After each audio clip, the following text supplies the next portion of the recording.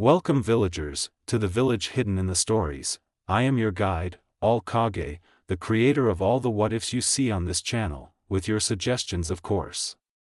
I hope you like the video we have today. Please comment video ideas, and subscribe if you're new. Today we have What If Naruto Was in Miraculous Ladybug Part 1. I'm working hard on the series, so expect 2 videos of this series for the next 3 weeks. Here are the shout-outs, and I want to thank all of you for commenting, and please keep doing so. And if you can support me, please do so on my Patreon, where you can subscribe for $5 to get early updates, text what if transcripts, thumbnails, other arts, and gaming videos. The link will be in the description, so if you can, please help out. So without further ado, let's get into this what if. Part 1, False Kwami. Chakra. The lifeblood of the soul, the energy that flows through all living things. A force capable of shaping the world, bending the elements, and weaving illusions. An energy as old as myth, rivaling the legends of gods themselves. It has been used to seal away beasts of untold power, and to create them. Accounts of this energy span across history, known by many names and woven into the past of every civilization, from America to Japan. The earliest recorded mention of chakra was found on an island, isolated from Japan yet sharing a similar written language. Whatever civilization once thrived there has long since vanished, leaving only fragments of knowledge behind. Though scholars work to decipher its secrets, most dismiss it as another forgotten mythology, one to be studied, worshipped, or ignored. But for the few who still believe, chakra is more than legend. And when it returns, there is no telling what it may bring. The sharp snap of a book slamming shut cut through the air, but it was lost in the constant hum of travelers moving through the bustling airport. Amid the sea of people, a flash of orange stood out as the book was swiftly tucked into a well-worn backpack. Its owner, a blonde-haired teen with an infectious, sunlit grin, moved with eager energy, weaving through the crowd as he made his way toward the gates to Paris. His steps were light, almost bouncing with excitement as he navigated through the terminal, his sharp blue eyes flicking across the signs and monitors overhead. He barely paid attention to the sea of strangers around him, focused instead on the promise of what lay ahead. A new city, a new beginning. Adjusting the straps of his backpack, he took a deep breath, inhaling the mix of airport coffee, engine fuel, and the scent of fresh possibilities. The weight of the book inside his bag was a familiar comfort, a reminder of where he came from, even as he stepped toward where he was going. With his passport in hand and his heart pounding in anticipation, he strode forward, ready to embrace whatever came next. At 15, Naruto Uzumaki wasn't your average teenager. Born into a family with a proud but heavy legacy, he had always known that one day he would need to prove himself, but not in the way most people expected. His clan had a tradition: every generation, someone was chosen to leave the familiar and find their own path in a new place, far from the shadows of their past. For Naruto Uzumaki, that day had come. It wasn't about fame, power, or legacy. It was about finding himself, discovering who he was without the weight of expectations. And that's how he ended up in Paris, far from home, but feeling like he was finally heading in the right direction. There was so much about the world. And about himself, he still didn't understand. But he knew one thing for sure: this was the first step on a journey that would shape his future. And it was one he was determined to take. The bright sun peeked through the clouds, casting soft rays over the Paris skyline. As Naruto exited the terminal, he found himself momentarily lost in the sky above, watching the clouds shift and change, unaware of how someone else's journey was about to begin, one that mirrored his in ways he couldn't yet understand. Meanwhile, across the city, a girl with bluish-black hair lay peacefully in bed, the warmth of the sun barely reaching her through the skylight. Marinette's room was quiet, save for the soft tick of her clock. which seemed to grow louder with each passing second, as though it was marking time until something was about to change. Suddenly, the shrill buzz of her alarm clock jolted her awake. Marinette groggily rubbed her eyes, her mind still foggy from sleep as she glanced at the time. It was the first day of high school, and the bakery downstairs was already filled with the mouth-watering scents of fresh pastries, her family's livelihood and a source of comfort for her. Marinette stretched with a sigh, her arms reaching toward the sky before slipping out of bed. The warmth of her blankets faded as her bare feet met the cool floor.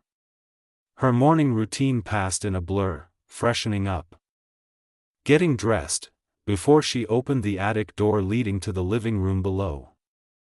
As she descended the steps, her mind drifted to the upcoming school year and how she should have spent her last day of summer.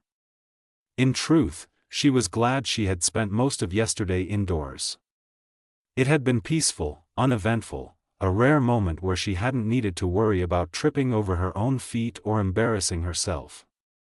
A calm before the inevitable storm. And she had a sinking feeling today would make up for it. Lost in thought, she misjudged a step.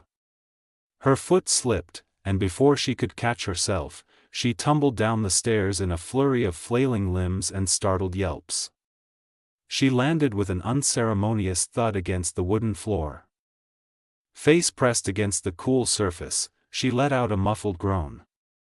Yep. This was going to be a terrible day. With a resigned sigh, she pushed herself up and trudged toward the living room table, collapsing into a seat. A bowl and spoon sat neatly in front of her, but she made no move to start eating. "You're pausing again," came a warm voice. Marinette jumped slightly, though she had already known who it was. Turning just enough to see her mother's familiar smile, she couldn't help but return it, albeit sheepishly. "Oh, hey, Mom." Her gaze flickered back to the untouched bowl before she propped her head up with one hand, a small frown tugging at her lips. Her mother's smile faltered slightly before she turned toward the kitchen, retrieving milk from the fridge and cereal from the cabinet. She placed them on the table with practiced ease, arranging them around Marinette before sitting down beside her. "What's wrong?" she asked gently. Marinette hesitated, staring at the table before finally sighing. "Do I really have to move schools this year? It's already bad enough without that." Her mother's expression softened. "I know it's a big change, sweetheart, but moving to this bakery has helped your father so much over the summer. We were lucky to find you a school so close to home." Marinette sighed again, her thoughts drifting to her old school. She wasn't particularly attached to it, she hadn't had many friends there, but there was still one person she worried about. Her mother studied her carefully. "What's really bothering you?" Marinette hesitated before muttering, "It's because of Chloe." Her mother hummed in understanding, pausing to consider her words. Marinette watched her expectantly, already knowing that she was trying to find a silver lining. "You know, there's no way you'll end up in the same class as Chloe this year. Even if she goes to the same school. I mean, what are the chances?" She offered an encouraging smile, setting down a yogurt next to Marinette's empty bowl before sitting beside her. Marinette didn't look convinced. If there was one thing she had learned over the years, it was that fate had a twisted sense of humor. Chloe was a nightmare, an entitled princess with a sharp tongue and the ability to bend even adults to her will. Marinette had spent far too long being tormented by her, always hoping to finally escape, only to find herself back in the same cycle. Her mother watched her closely before reaching out and placing a gentle hand on hers. "Look, we'll take things one step at a time. This year will be different, I can feel it. So, finish your breakfast and focus on the good, all right?" With that, she pressed a soft kiss to Marinette's forehead. The warmth of the gesture tugged a small, hopeful smile onto the girl's face. Maybe this year really would be different. Maybe things wouldn't be as bad as she feared.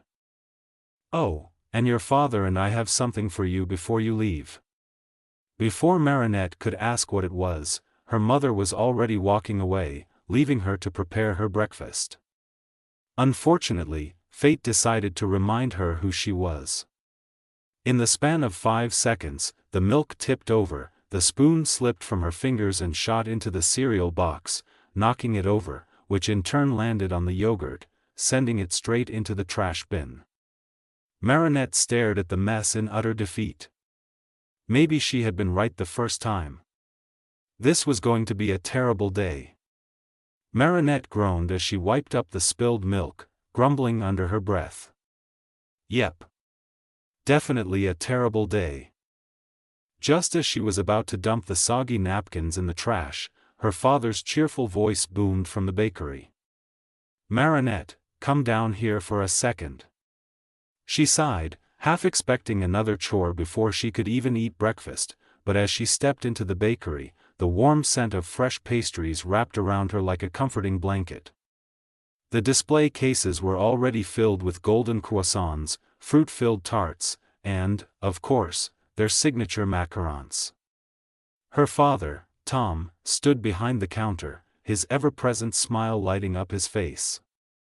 Sabine stood beside him, holding a small, neatly wrapped box. "We have something for you," her mother said, handing the box over. Marinette took it curiously and lifted the lid. Inside, nestled in delicate paper, were over a dozen perfectly made macarons, each one decorated with little swirls of color, more intricate than the ones they usually sold. "They're special macarons just for you and your class," Tom said proudly. "Your favorite flavors, and a little extra sweetness for your first day at your new school." Her heart swelled at the gesture. She carefully picked one up, eyeing the delicate pastel shell before popping it into her mouth. A perfect blend of crispness and creaminess melted on her tongue, the familiar taste of vanilla and raspberry making her shoulders relax. "Thank you," she said, swallowing the bite and smiling softly. Sabine placed a gentle hand on her shoulder. "We know you're nervous, but no matter what happens today, just remember, you always have us here." Marinette hugged them both tightly before carefully taking the box into her hands, the warmth of their gesture settling in her chest. She opened her mouth to thank them, but before she could speak, a knock echoed from the front door. Her head turned toward the sound, brows furrowing in confusion. Her parents, however, exchanged knowing glances, their smiles unwavering. It wasn't the polite, practiced smiles they used for customers, it was something more familiar, a warmth laced with anticipation. Marinette glanced between them, her confusion growing. "Are we expecting someone?" she asked, shifting the box of macarons in her arms. Her mother chuckled, "You could say that." Before Marinette could press for answers, her father was already moving toward the door. With a firm but welcoming motion, he pulled it open, letting the morning light spill inside. Standing on the doorstep was a boy around her age, his bright blonde hair a little messy from travel, an orange backpack slung over his shoulders. He had an easygoing smile, the kind that felt effortlessly warm, like he belonged wherever he stood. "Yo," he greeted, shifting his weight slightly. His deep blue eyes flickered around, taking in the cozy bakery before landing on her parents. "Hope I'm not too early." "Not at all," her father said, clapping a firm hand on the boy's shoulder before stepping aside. "Come in, Naruto, you must be exhausted after your trip." Marinette blinked. "Naruto?" She barely had time to process before her mother turned toward her, eyes twinkling with that same knowing look. "Marinette, this is Naruto Uzumaki, he'll be staying with us for a while." She barely had time to process before her mother turned toward her, eyes twinkling with that same knowing look. "Marinette, this is Naruto Uzumaki, he'll be staying with us for a while." As her mother approached, the boy gave a friendly wave. His grin so bright it felt like it added warmth to the already cozy bakery. Marinette hesitated before offering a small wave in return, her mind still catching up to what was happening. She turned quickly to her mother, eyebrows furrowing. "What do you mean he's staying with us?" She had no memory of hearing about this before, and she was sure she'd never met this boy in her life. But her mother's expression remained gentle, unfazed by her confusion. "Our families have been connected for generations," her mother explained. "Your extended relatives and Naruto's have always kept close ties, no matter where they are in the world. Naruto was already planning to come to Paris, and since we were the closest family here, it only made sense for him to stay with us. So, after some discussion, here we are." Marinette blinked, trying to process everything at once. She glanced back at Naruto, who was still smiling, completely at ease, as if this were the most natural thing in the world. Meanwhile, she felt like the ground had been pulled out from under her. Since when did her family have connections like this? And why is she just now hearing about it? Her eyes darted between her mother and father, searching for some sign that this was all just some elaborate joke. But no, their expressions were warm and sincere, as if this had all been planned for ages. She tried to get this straight: this total stranger, who apparently is not a total stranger, will be living with her and her family, just like that? She barely had time to wrap her head around it before another thought hit her. Wait, does that mean he's going to her school too? Her stomach twisted. It was already nerve-wracking enough starting a new school, but now she'd have to do it while living with some boy she barely knew? This wasn't just some small change, this was huge. She forced a smile, though it felt a little stiff. "Right, here we are." Her mother didn't even flinch, neither did Naruto or her father. They all seemed perfectly at ease with this arrangement, while Marinette felt like she had been thrown into the deep end without warning. "We'll talk more about it when you two get back from school," her mother said gently, placing a reassuring hand on Marinette's shoulder. "For now, you should get going, you've already wasted enough time." Marinette opened her mouth to protest but stopped herself. There wasn't any use in arguing now, not when her mother had that final say tone. Instead, she exhaled, adjusting the box of macarons in her arms before turning toward the door. Naruto, to her irritation, seemed completely unbothered by all of this. He just kept that same easygoing grin, looking entirely too excited for someone about to start a new school in a foreign country. She shot him a sidelong glance. How is he so relaxed about this? Realizing she was staring, she shook her head and marched toward the exit. "Come on," she muttered, pushing open the door. "We're gonna be late." Naruto followed without hesitation, stepping out into the Parisian streets with an eagerness that made it seem like he was setting off on some grand adventure rather than just heading to school. Marinette sighed, adjusting her bag. This is going to be a long day. The two teens walked in silence, the morning air crisp around them. Naruto's usual bright smile had faded slightly as his eyes flicked toward Marinette. She kept her gaze ahead, her expression unreadable, shoulders slightly tense. For someone who had been so expressive back in the bakery, she was oddly quiet now. Curiosity stirred in his mind. Was she always like this? Or was it just because of him? He glanced at her again, tilting his head slightly. "So, is it always this quiet on the way to school?" he asked, his tone light, hoping to break the silence. Marinette blinked, as if pulled from deep thought. She turned to him with a sheepish laugh, rubbing the back of her head. "Oh, sorry, I guess I'm just still waking up."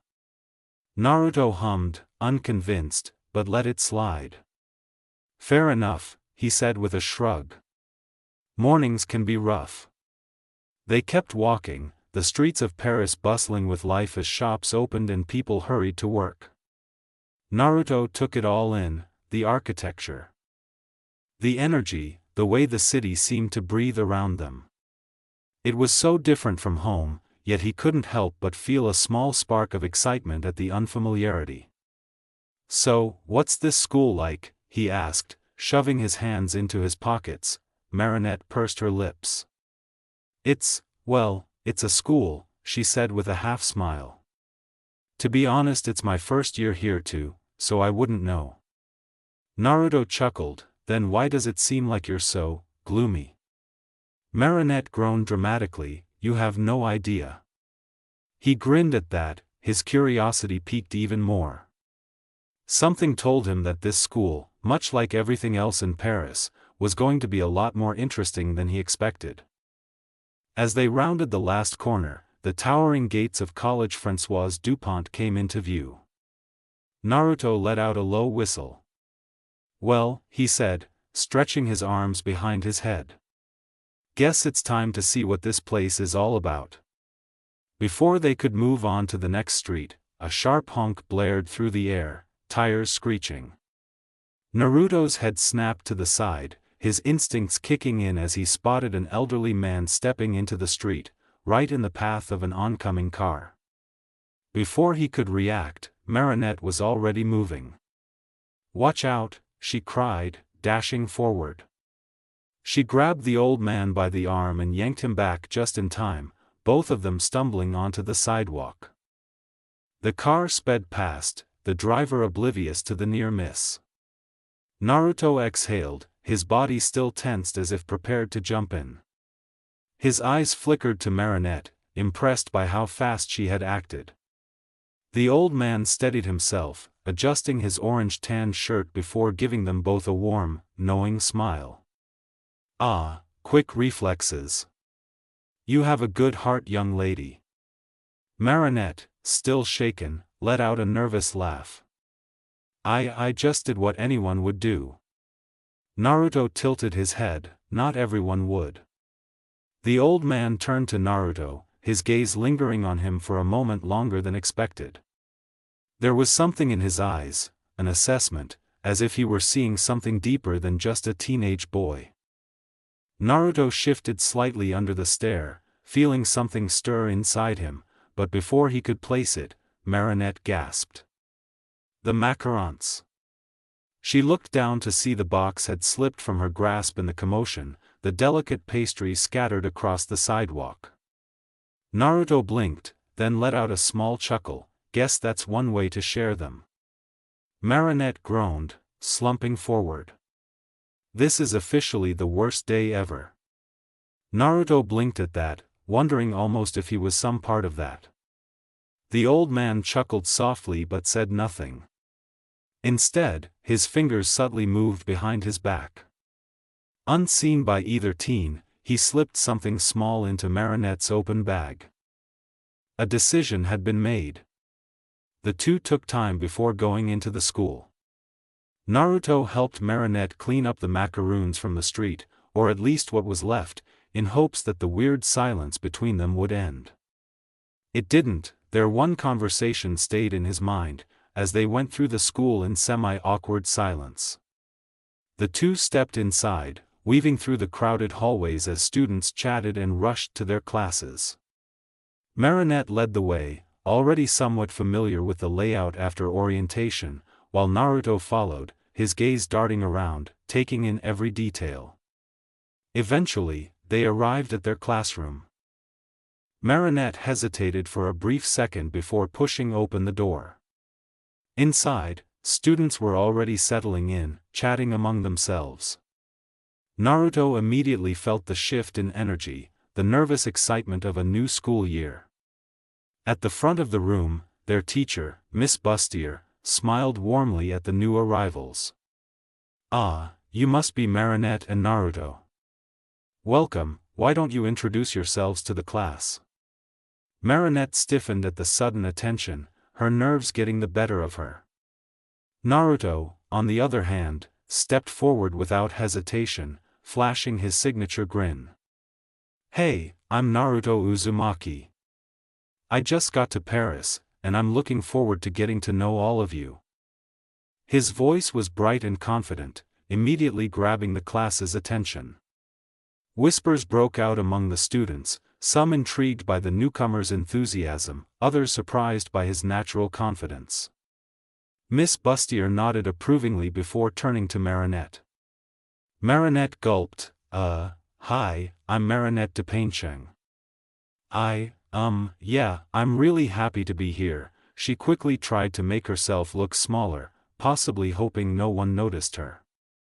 Miss Bustier chuckled, unfazed by her nervousness. Wonderful, now, why don't you two both take a seat? Naruto nodded quickly, making his way to an empty seat at the back of the classroom. As soon as he sat down, he pulled out a worn book on chakra. Flipping it open without hesitation. School had never been something he needed to worry about. He wasn't a genius like Einstein, but he was sharp enough to breeze through the usual busywork without effort. His mind naturally picked up details others overlooked, something his family called seeing underneath the underneath. It kept him out of trouble and, more importantly, kept him aware. Even as he appeared lost in his book, his attention never truly wavered. The lesson continued, and despite how it looked, he caught every word. He had nothing but time in school, so if he had to be here, he might as well use it to his advantage. Naruto flipped a page in his book, his eyes scanning over the intricate details of chakra pathways. Though his mind drifted elsewhere. The classroom buzzed with idle chatter as students settled in, but he remained in his own world, or at least, that's how it looked. Coming to Paris hadn't been his choice, not entirely. It was a tradition, a rite of passage, one that every member of his family had to go through. Find yourself in an unfamiliar place, learn, grow, and prove you could stand on your own. That was what they had told him. But proving himself to whom, his family, himself, he wasn't sure yet. His fingers tapped idly on the book's worn cover, its weight familiar and grounding.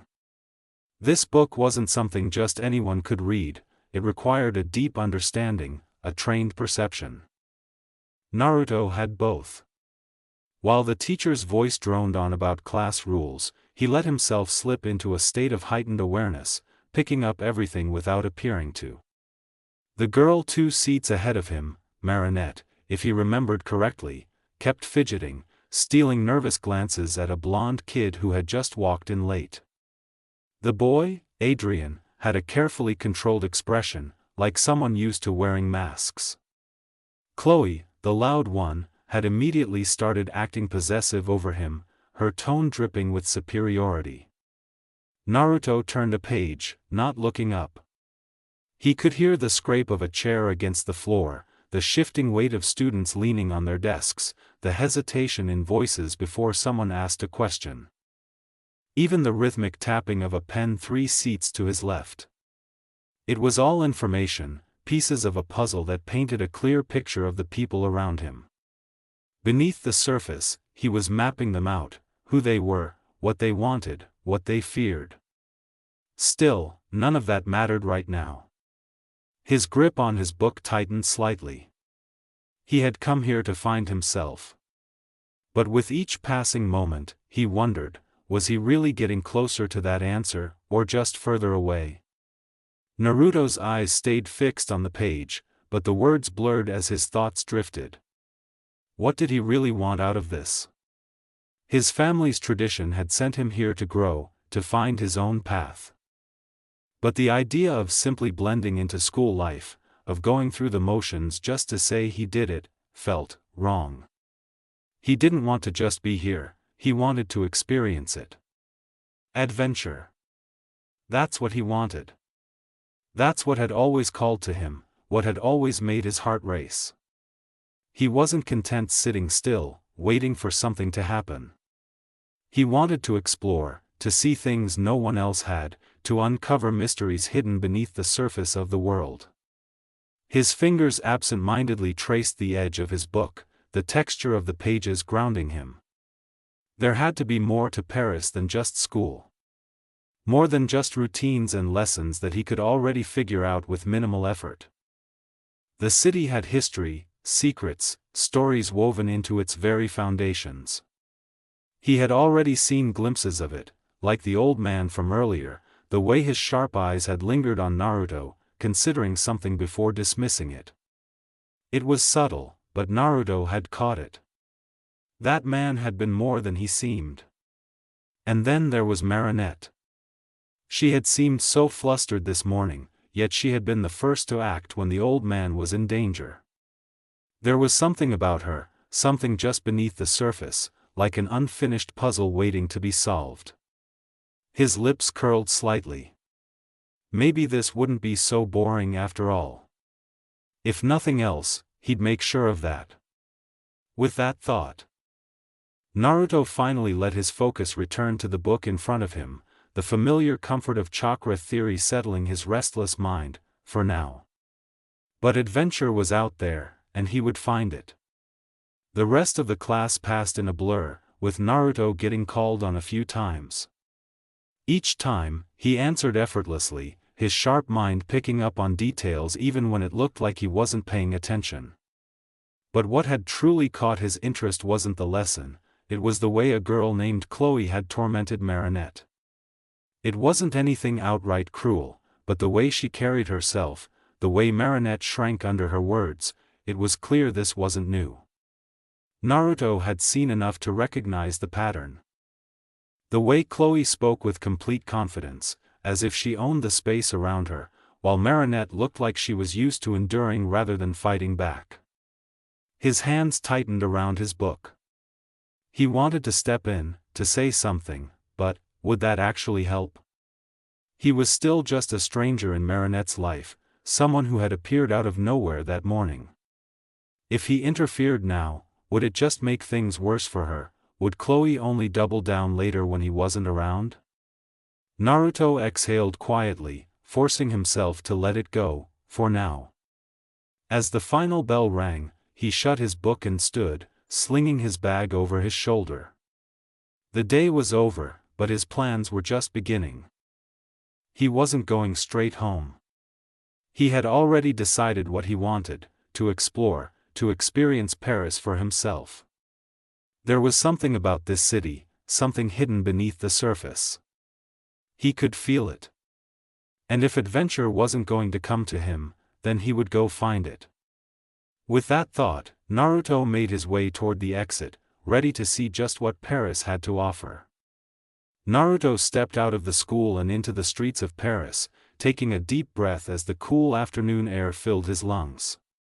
The city felt alive in a way that was different from anywhere else he had been before.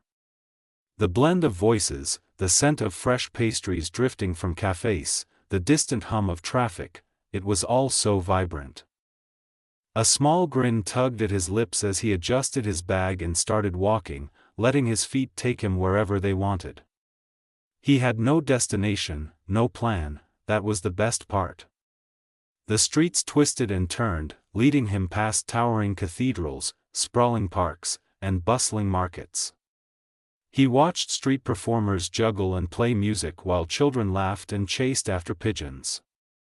A few times, he caught himself staring at the details carved into old stone buildings, their history practically whispering to him. Paris wasn't just a city, it was a story waiting to be unraveled. Eventually, he found himself by the Seine River, the water shimmering under the golden light of the setting sun. He leaned against the railing, watching as boats glided lazily across the surface. It was peaceful, yet his instincts told him that beneath this calm, the city held its own mysteries. This felt nice, but Naruto knew there was still more to Paris, more to uncover, more to experience. That thought didn't dampen his spirits, instead, it made his grin widen. The unknown was what made adventuring worthwhile, and he had only scratched the surface. Just as he was about to turn and continue exploring, something caught his attention. The distant wail of sirens. Naruto's senses sharpened as he picked up on the faint tremor in the ground, the unmistakable sounds of destruction echoing from deeper within the city. The peaceful atmosphere was disrupted by panicked voices, hurried footsteps, and the blaring horns of cars caught in the chaos. His eyes narrowed. "What's that?" he muttered, instincts kicking in immediately. Pushing off the railing, Naruto took off toward the disturbance, weaving through the scattering pedestrians. He vaulted over benches, barely pausing as he navigated the winding streets with ease. The scent of smoke and dust filled the air the closer he got, and when he finally rounded a corner, his breath hitched. Naruto skidded to a stop at the edge of the chaos, his sharp eyes scanning the scene. The towering monster, an enormous stone-like figure, rampaged through the city, its heavy footsteps cracking the pavement beneath it. People screamed, running in all directions, desperate to get away. Cars were overturned, shop windows shattered, and people scrambled to escape as the creature lashed out with an inky black tendril, sending another wave of destruction through the area. Naruto's hands clenched into fists. "What the hell is that?" he murmured, watching as police tried in vain to contain the threat. But even as they fired at it, their attacks only made it grow, as if fueled by the pain. The rocky mass grew. Then, amid the destruction, Naruto heard something that made him freeze. A voice. A familiar voice. His eyes darted toward the creature's chest, where a deep, rumbling growl escaped from within. And beneath that, muffled but unmistakable, was a panicked, distressed cry. His mind raced, filtering through the voices of his new classmates. And then it hit him. "B, Ivan?" Naruto's expression darkened. His fingers twitched at his sides, instinct demanding he act. No one else was stepping up.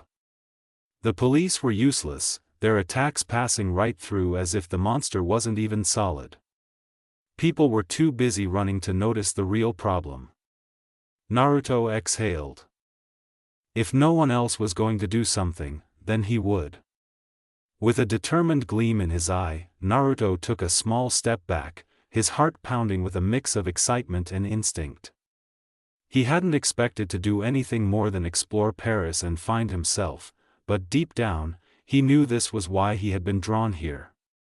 It was as if the chakra in his body had guided him, sensing that he needed to be in this very moment, in this very place. Moving out of sight of both the monster and the police, he reached into his bag and pulled out the scroll with a confident smile. The worn edges were familiar, the ink inside filled with jutsu that could turn the tide of any situation. He closed his eyes. Focusing inward, feeling the familiar tug on his soul, a sensation that told him he was about to tap into something deeper. A flicker of energy sparked in his chest, and in an instant, he vanished. Naruto reappeared on top of a nearby roof, landing with a soft thud. His backpack was tossed aside carelessly, and he tucked the scroll into the pocket of his new jacket. The black and orange design was a departure from his usual outfit, but the simple black mask over his face was the final touch that obscured most of his identity. Only his piercing blue eyes and blonde hair peeked out, giving him away if one looked closely. Beneath the mask, faint whisker-like birthmarks stood out along his cheeks, marks that had emerged after his first surge of chakra. They were a sign, an undeniable mark of his lineage and the power he had inherited. It was part of the legacy his family had passed down to him, a legacy that he had come to understand more deeply than most could ever grasp. To master chakra and to use it, to change the world around him.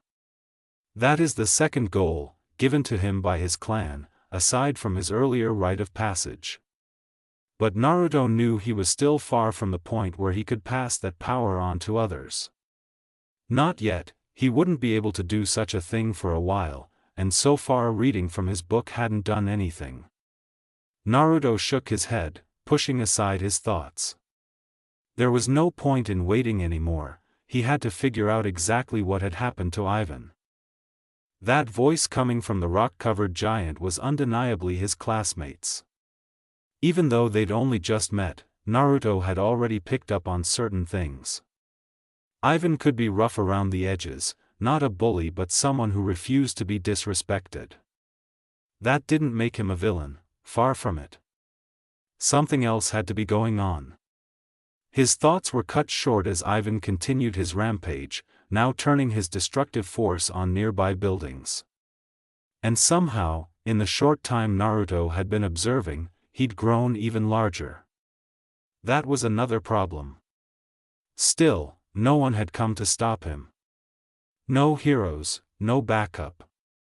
If no one else was stepping in, then Naruto would just have to distract him long enough to come up with a plan.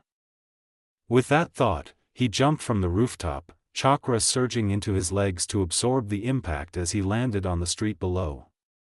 A cloud of dust billowed from the force, and the resounding boom immediately caught everyone's attention, both the police and the rampaging Ivan. But Naruto wasn't focused on them. His eyes were locked on Ivan, and judging by the way the rock-covered boy's head snapped toward him, the feeling was mutual. A sharp glare settled on Naruto before the massive figure lunged forward, letting out a thunderous roar.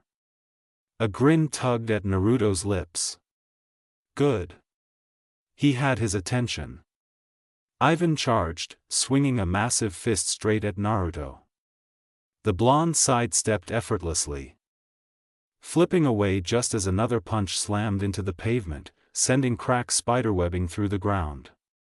The attacks were strong, but slow and uncoordinated, easy to dodge. Big and strong, and you can grow, that's pretty cool, Naruto quipped, effortlessly weaving between attacks. Too bad it doesn't mean much if you can't land a hit. Ivan snarled, his stone-covered fist swinging wildly. Naruto leapt onto his arm, balancing with ease. Shut up, I'll take you down, and then I'm going after Kim. That was all Naruto needed to hear.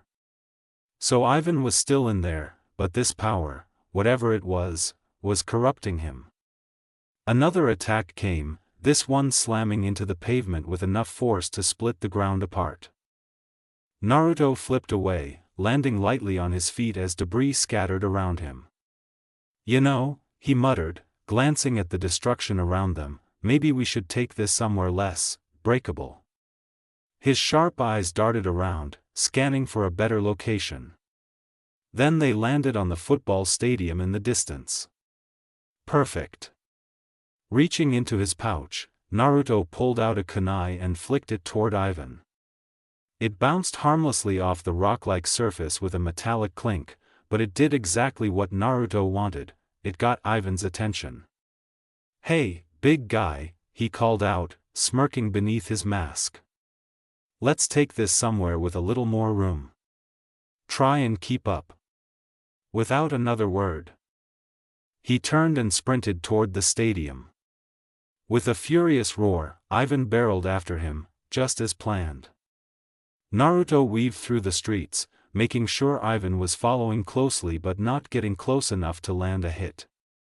Each of the monster's heavy steps sent tremors through the pavement, cracking roads and shaking nearby buildings. People screamed and scrambled out of the way as the pursuit continued, but Naruto barely paid attention to anything other than his target and the path ahead. The stadium wasn't far now, just a few more blocks. Glancing back, Naruto watched as Ivan knocked over a street lamp like it was a twig, his massive fist smashing into anything unfortunate enough to be in his path. The blonde clicked his tongue. This guy's worse than a bull in a china shop, he muttered. Finally, as he turned the last corner, the massive open field of the stadium came into view. Without missing a beat, Naruto leapt over the gate, flipping through the air before landing smoothly on the grass below. Now, to make sure Ivan actually followed him inside. Spinning on his heel, Naruto faced the oncoming storm of destruction. Come on big guy, this way. He taunted, waving a hand. With an enraged bellow, Ivan smashed through the stadium gates, debris flying everywhere as he stormed inside. Okay, good, that worked, Naruto muttered under his breath, rolling his shoulders. He had managed to isolate the rampaging teen away from civilians. But now came the harder part, actually stopping him. Ivan roared, his massive stone fist slamming into the ground, sending chunks of dirt and grass flying.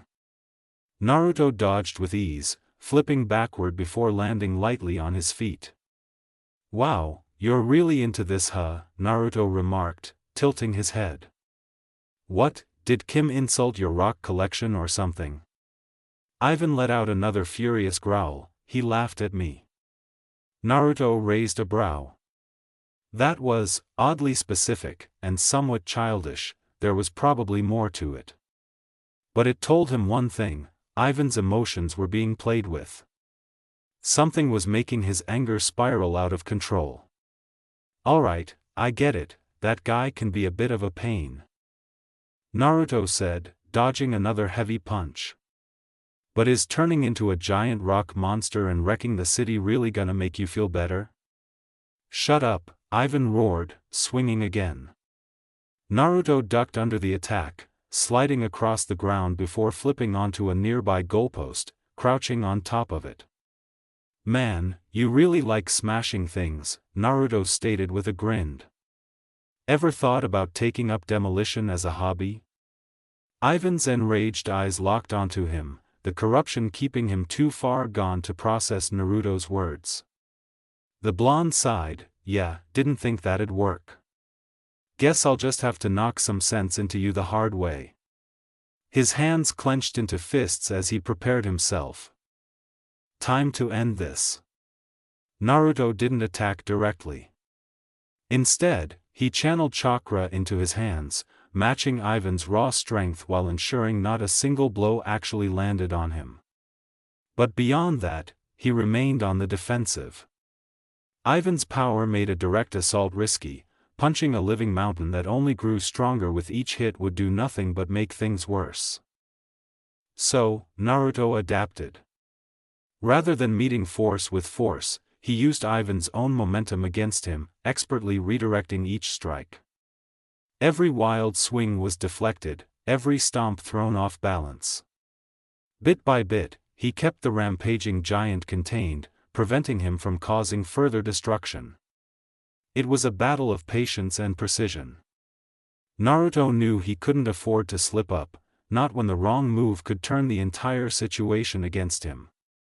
Before Naruto could fully settle into his strategy, a blur of black landed beside him with an almost theatrical grace. Well, looks like I'm not the only new hero in town," the newcomer purred, his voice laced with amusement. Naruto blinked, taking in the sight of the figure standing confidently beside him. Dressed in an all-black, skin-tight suit with cat ears and a tail, the guy struck a pose that seemed more fitting for a stage than a battlefield. Naruto tilted his head, a flicker of confusion crossing his face. What the hell is this guy wearing? The suit looked straight out of some kind of superhero comic, and the oversized bell hanging from his neck only added to the absurdity. "Nice mask," the cat-themed hero quipped, flashing a grin. "Didn't know we had auditions for new heroes today." Despite his initial confusion, Naruto couldn't help but smirk under his own mask. Gimmicky outfit aside, help was help. "I could say the same about you, Whiskers. I didn't even know Paris had heroes, or villains." "Chat Noir, actually, and I'm as new as you are," the boy gave a dramatic flourish, extending his baton with a mechanical click. Naruto nodded. "Right, I'm just glad to not be doing this on my own." "Got a plan to get past his power, or are we just winging it?" "Winging it is my specialty." Before Naruto could respond, a sudden shift in the air sent a warning through his senses. He turned just in time to see Ivan's massive fist barreling toward them. "Move," but the warning came too late. The sheer force of the impact sent Naruto flying through the air, his body smashing through the stadium's metal fencing before crashing into the ground with a painful roll. Dust and debris kicked up around him as he groaned, pushing himself up on one elbow. Well, that could have gone better. Naruto shook off the impact, dusting the rubble from his jacket as he turned his attention back to the fight. Chat Noir was going all in, delivering strike after strike with impressive strength and agility. But to Naruto's frustration, it was having the exact effect Naruto had wanted to avoid. each hit only made Ivan bigger and stronger. Naruto's eyes narrowed as he watched the stone giant let out a furious roar before ripping a goalpost straight from the ground. With a powerful heave, Ivan hurled it directly at Noir. The black-clad hero managed to dodge at the last second, flipping gracefully out of the way. But Naruto's attention snapped to the path of the goalpost. His stomach tightened. It was heading straight for a schoolgirl standing frozen in shock. Glasses, dark reddish hair, a darker tan complexion, he recognized her from class. Alya, if he remembered correctly. Marinette's quick friend. There was no time to think. Only time to move. Naruto's body reacted before his mind could fully catch up. In a blur of motion, he pushed off the ground with chakra-enhanced speed, dashing toward the incoming goalpost. Just as it was about to crash into Alya, he stepped in front of her, raising both hands. Chakra flared through his arms as he caught the metal structure mid-air, the force pushing him back slightly as his feet dug into the ground. For a moment, there was silence. Alya's wide eyes reflected pure shock as she stared at the boy who had just stopped a flying goalpost with his bare hands. Naruto exhaled through his nose, steadying himself before carefully lowering the post to the ground with ease. He turned back to the girl, offering a small grin under his mask. "You alright?" he asked, as if he hadn't just done something insane. Alya blinked, still processing. Then, her expression shifted into pure excitement. "That was awesome," she practically shouted. Naruto chuckled, rubbing the back of his head. "Heh, glad you think so, but..." A furious roar cut him off, reminding him that the fight was far from over. Ivan, now towering over the field, slammed his fists into the ground, shaking everything around them, before managing to grab a hold of Noir. Naruto sighed, rolling his shoulders. "Alright, back to work." Without another word, he turned on his heel. But as Naruto was gearing up to jump back into the fight, he suddenly felt a shift in the air. His attention snapped to the side just as a bright flash of red and black soared into the scene, landing effortlessly in front of Ivan and Noir. The girl in the spot suit had arrived. She moved with confidence, her yo-yo whirling in the air as she expertly wrapped it around Ivan's arm, pulling the rock monster back with a surprising amount of strength. Noir took the opportunity to escape Ivan's tightening grasp, launching himself backward and landing near Naruto with a relieved exhale. Naruto paused, his head tilting as he watched the girl skillfully handle the situation. He couldn't help but wonder where she had been before, especially with how the battle had been escalating. His eyes narrowed slightly under his mask as he observed her, still feeling a sense of unfamiliarity about her presence, but the certainty in her movements caught his attention.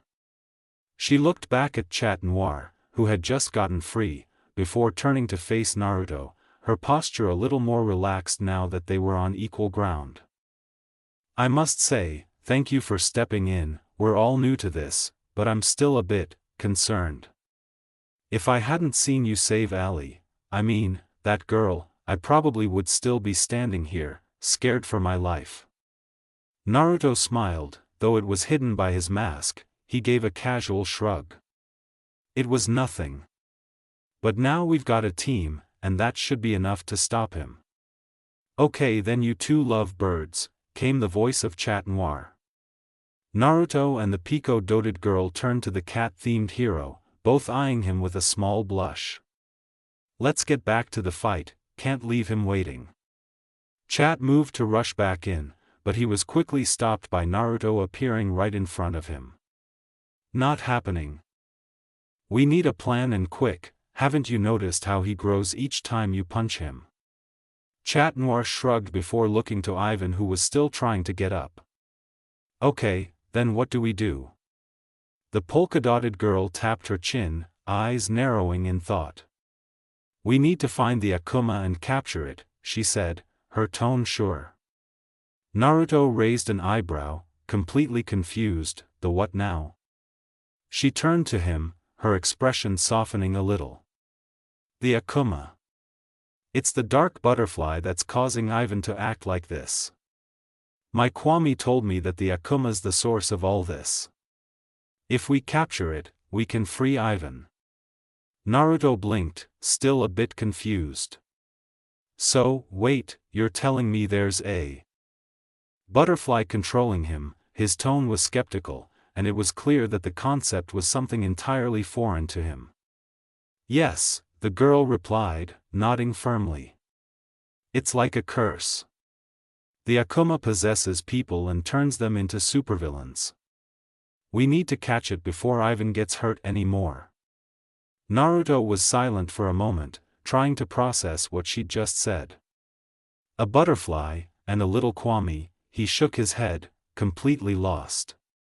Naruto tried to put all of this to memory, his mind racing to process everything. Miraculous holders, kwamis, akumas, nothing like this existed back in his world. It was as if he had stepped into a completely different realm, one that operated on rules he didn't fully understand. He glanced at the girl in the polka-dotted suit and chat noir, their conversation still fresh in his mind.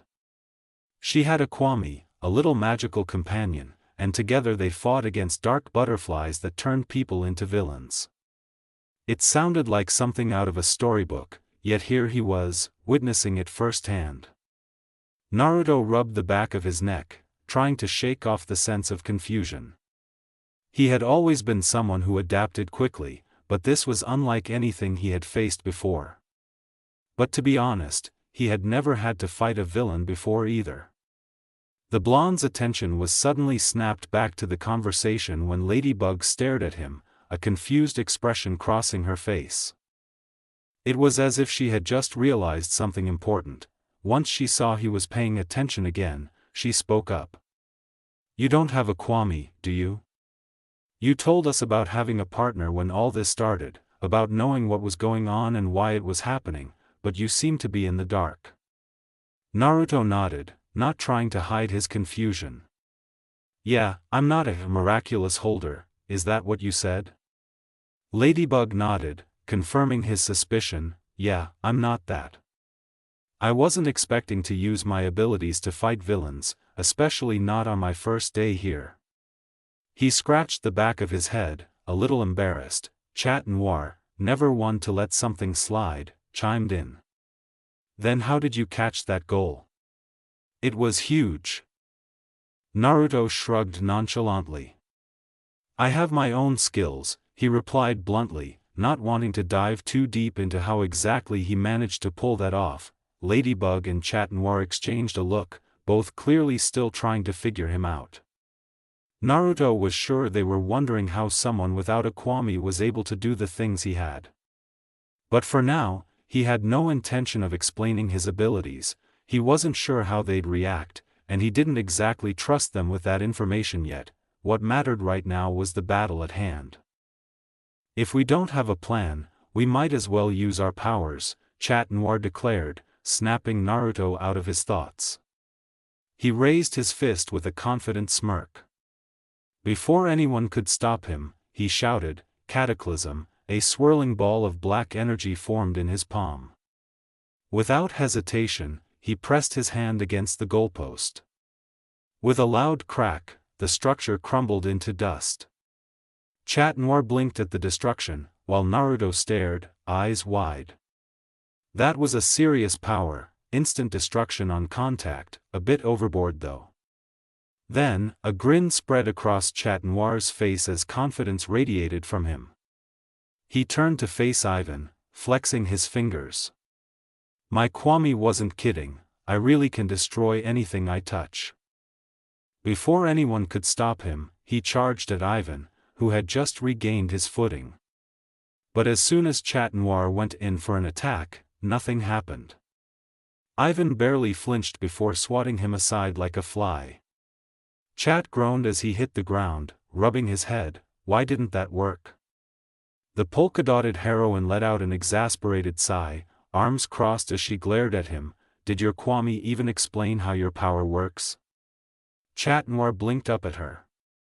I might have gotten a little too excited and transformed before he could finish explaining everything. Naruto tilted his head, watching the exchange with mild amusement. If this was going to happen a lot, he wouldn't mind sticking around just for the banter. The heroine sighed again. You can only use your cataclysm once per transformation, now you're powerless until you recharge. Noir's face fell. That would have been good to know. Naruto held back a chuckle, but his attention shifted back to Ivan, who continued stomping around, shaking the ground with every step. Lesson learned. Now, how do we actually stop him? The blue-haired heroine's eyes narrowed as she studied Ivan. After a moment, she snapped her fingers and stepped closer to Naruto, motioning toward Ivan's right hand. His fist, he's always kept it closed, and he only attacks with his left. Naruto's eyes widened in realization, quickly figuring out what the girl was saying. That means the Akuma thing is inside whatever he's holding in his right hand. Exactly, the girl responded with a smirk. Noir, finally pulling himself to his feet, dusted himself off, so we just need to open his hand. Naruto crossed his arms, easier said than done. Before they could discuss it further, a sharp beep echoed from Noir's ring. The polka-dotted heroine sighed. And that's another problem, since you already used Cataclysm, you've only got 5 minutes before you transform back. Naruto raised an eyebrow. A power that could only be used once per transformation, plus a strict time limit, that was a serious drawback. Every move had to count, no wasted efforts. Unlike his own abilities, which relied on stamina and chakra control, these miraculous powers were highly specialized but came with clear limitations. Noir chuckled nervously. No pressure or anything, he joked, eyeing his ring with obvious concern. Naruto crossed his arms, considering their options. Alright, so we need to get whatever he's holding, and we need to do it fast before we lose one of our fighters. Any bright ideas? The blue-haired girl's eyes flickered toward Ivan as she studied his movements. My kwami said I would normally use my lucky charm to figure it out, but I don't think we need it this time. The three of us can handle this. But I should still use it. She added. We need to restore the city after we're done. Naruto turned to her, confusion evident beneath his mask. She caught on quickly.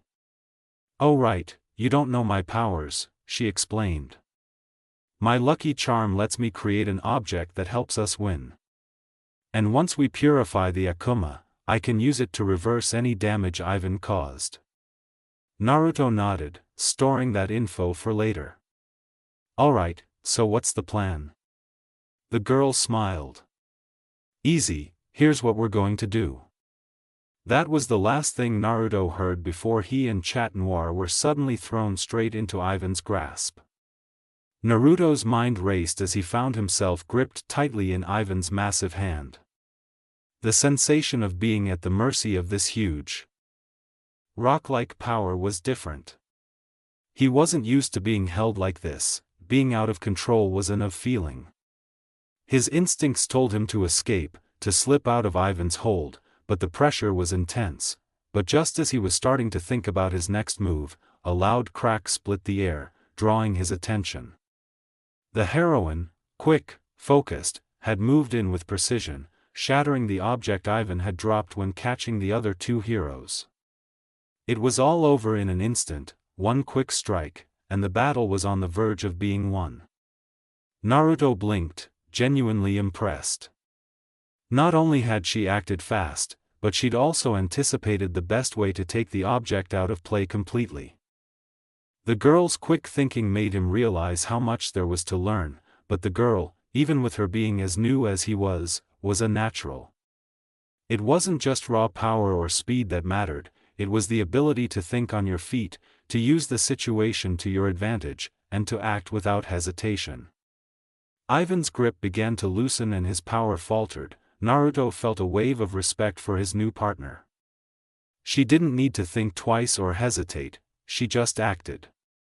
That kind of decisive action was something he could admire, especially now, standing with these heroes in this unpredictable mess. Ivan finally released his grip, letting both Naruto and Noir drop to the ground. Before they could fully regain their footing, a purple smog engulfed the villain, rapidly shrinking him back to his original form. From the ashes of whatever object Ivan had been clutching, the dark butterfly the heroine had described earlier floated up. Naruto eyed it curiously. It was smaller than he'd expected, but its ominous presence was undeniable. Before he could dwell on it, the girl swiftly took action. With a confident shout of lucky charm, a red and black polka-dotted brush appeared in her hands. Naruto barely had time to process why she'd summoned such an object before she used it in a way he didn't quite catch. Whatever it was, it worked, and the brush vanished just as quickly as it had appeared. Then came her final move. Miraculous Ladybug. At her call, a wave of shimmering ladybugs burst into the air, spreading across the city in a dazzling swarm. In mere moments, all the destruction caused by the battle vanished as if it had never happened. The cracked streets, shattered windows, and debris littering the area were completely restored. Naruto could only watch in mild awe. That wasn't just fixing damage, it was a full-scale rewind. The heroine's power didn't just stop the villain, it undid everything that came with the chaos. That was pretty incredible. As the last of the ladybugs fluttered away, Naruto snapped out of his thoughts. He turned toward Ladybug, who was watching the restored city with a small, satisfied smile.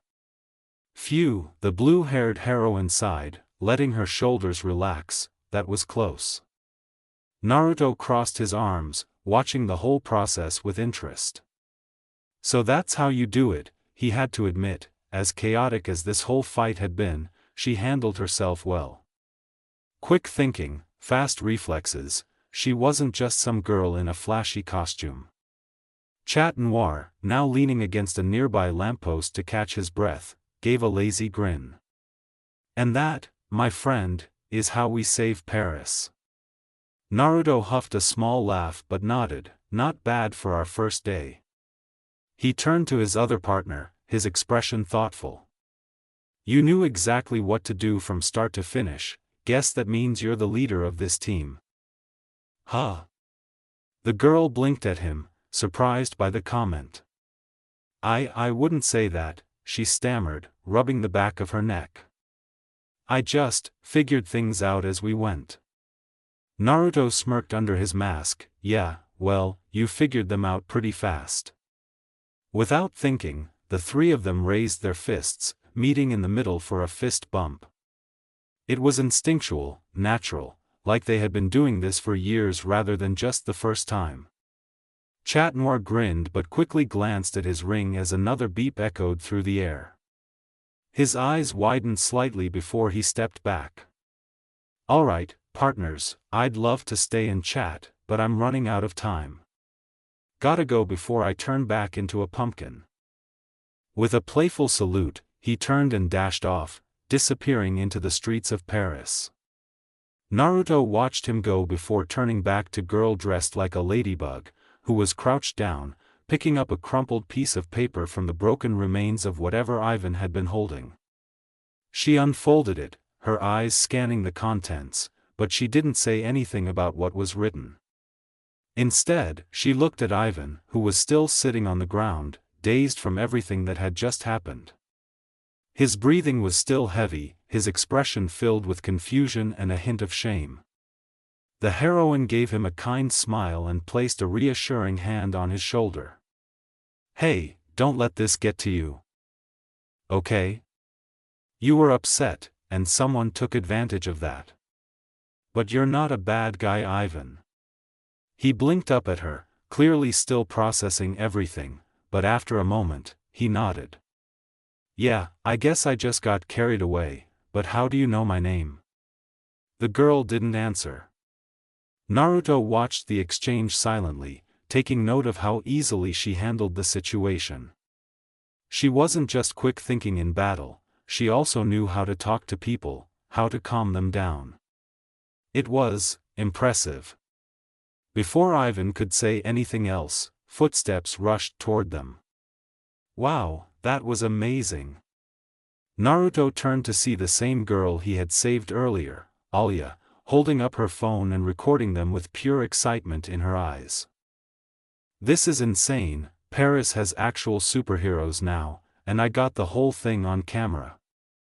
This is history in the making. Okay, first question, who are you guys? She didn't even give them a chance to react before firing off more. Where did you get your powers? How long have you been heroes? Do you work together, or was this just a one-time thing? And what was that with all the ladybugs fixing everything? Was that your power? She asked, pointing at the heroine.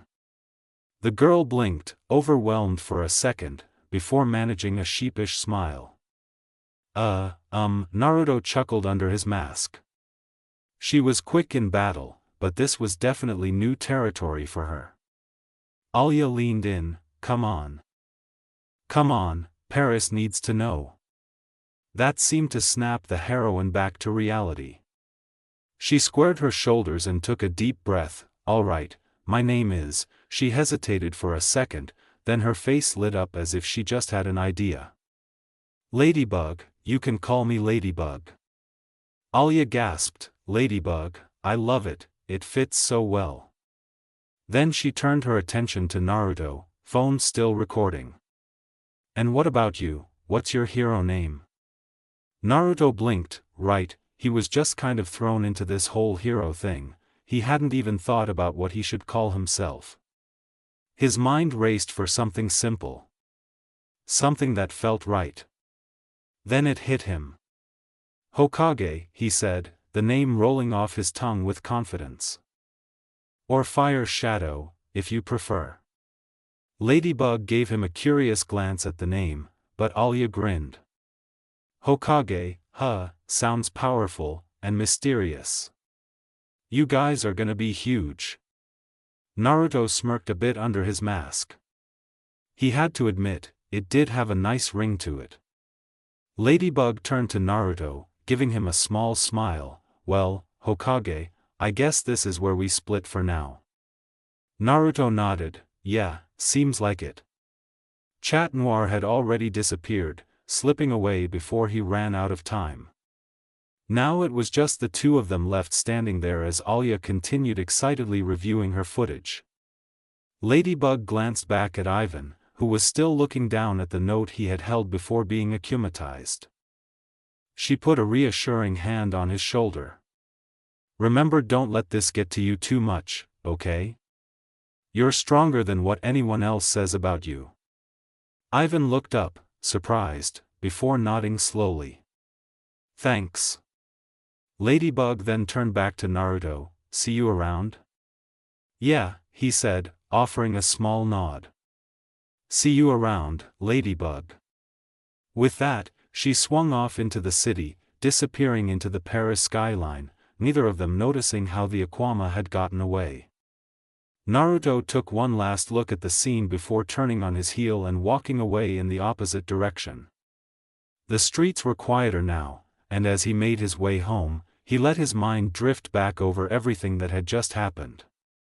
In the span of a few hours, he had gone from simply arriving in Paris to fighting a giant supervillain, discovering a strange new system of power, and apparently becoming a superhero himself. Miraculous holders, Akumas, cataclysm, lucky charm. The words circled in his mind.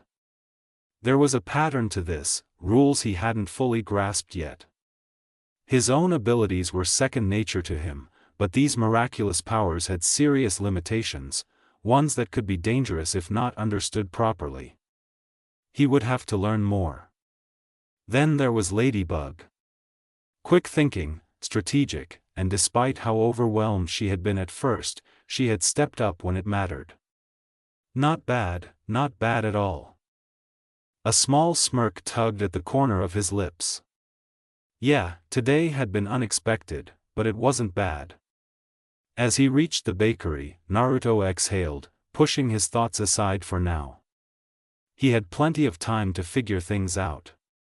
Summoning his orange backpack, he ran a hand over the old seal stitched into the fabric, a technique passed down in his family for over 1,000 years, back when they all still had chakra. It was a convenient tool. No matter where he was, he could always summon or locate his bag. A perfect application of the energy he had been studying. Perched on the rooftop, he unzipped the pack and reached inside, searching for something. His fingers brushed against familiar fabric before he pulled out his old clothes, his civilian outfit. He studied the orange jacket and blue jeans for a moment before quickly changing, stuffing his shinobi gear back into the bag. Once ready, Naruto hopped off the rooftop, landing smoothly in a nearby alley. He braced himself slightly upon impact before casually walking out onto the street, his thoughts still lingering on everything that had happened. His jacket wasn't going to cut it, he needed something more durable. And he had already wasted his only kunai on Ivan. He'd have to track it down tomorrow. If this kind of thing was going to keep happening, he would need to ask his clan for more gear. Definitely a sturdier jacket, and some proper ninja equipment. With those thoughts lingering in his mind, Naruto gripped his key, unlocking the door before slipping into the quiet bakery. It was late, and the small shop had long since closed for the night. He moved up the steps with ease, a small smile crossing his face.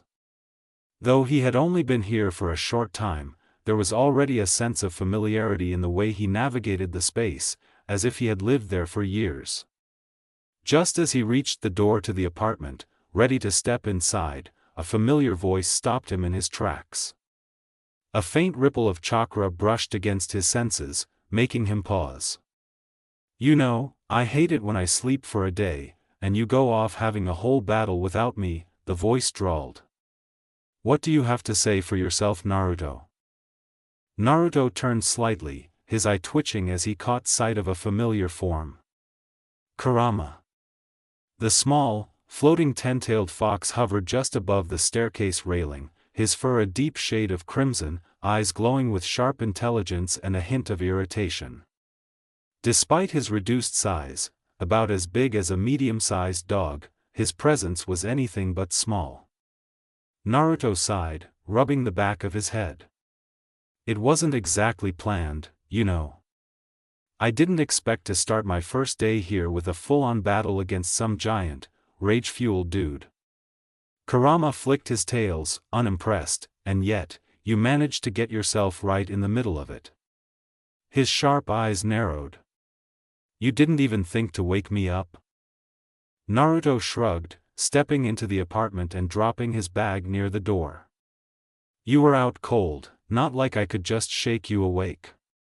Kurama scoffed, floating in after him.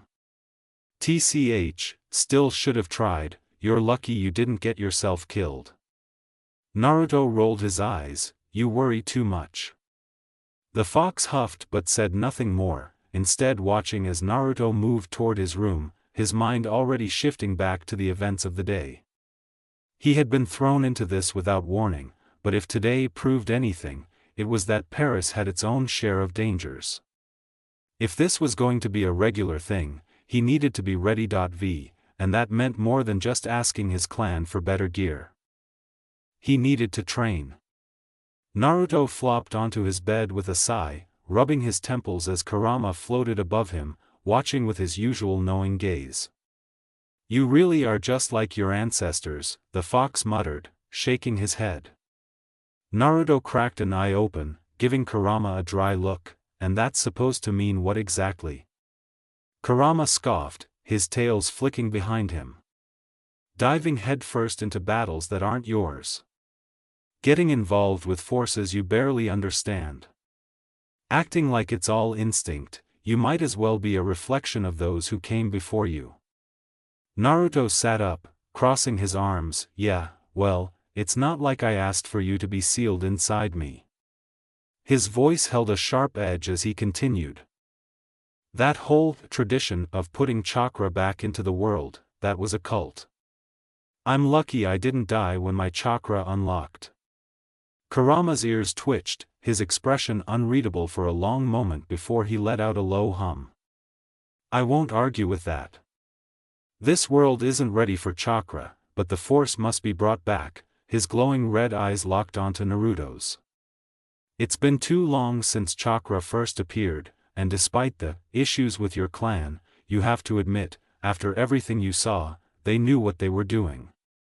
Naruto clicked his tongue, leaning back against the bed frame. As much as he wanted to argue, he couldn't.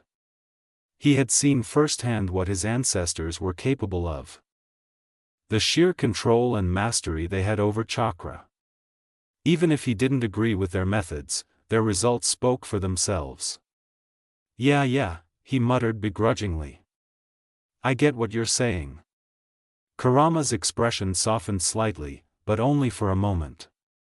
Then, his eyes darkened with something more serious. Speaking of things you barely understand, he said, floating closer, I didn't expect to see miraculous holders today. Naruto's brows furrowed. Wait, you know about them? Kurama smirked. Of course I do, unlike you, I actually remember history. His smirk faded as he continued. And you should be careful. The kwami that was used to turn that boy into a villain today. I know of it. Naruto straightened at that, his mind racing. You do? Kurama nodded. That power is not to be taken lightly. The miraculous aren't as simple as they appear, and the one behind today's events, he knows what he's doing. Naruto frowned, the weight of Kurama's words settling in his chest. Today had been chaotic, but if Kurama was worried, that meant things were only going to get more complicated. Great, Naruto muttered, running a hand through his hair. Guess I really walked into something big, huh? Kurama gave a low chuckle. You always do. Kurama hovered in place for a moment, his many tails swaying behind him as he observed Naruto carefully. Then, with a more serious tone, he said, remember this, brat, power always has a price. Whether it's chakra, the miraculous, or whatever else exists in this world, nothing comes without a cost. Be sure you're ready to pay it. Naruto held his gaze, his expression unreadable. He knew Kurama didn't say things lightly. If he was warning him now, it meant trouble was ahead. Yeah, I got it, Naruto finally muttered. Kurama snorted, TCH, we'll see. With that, the small fox dissolved into wisps of chakra, flowing back into Naruto's body like smoke returning to a fire. Naruto stood there for a moment, rolling his shoulders as he felt Kurama's presence settle back inside him. No matter how many times it happened, it always left a weird feeling in his gut.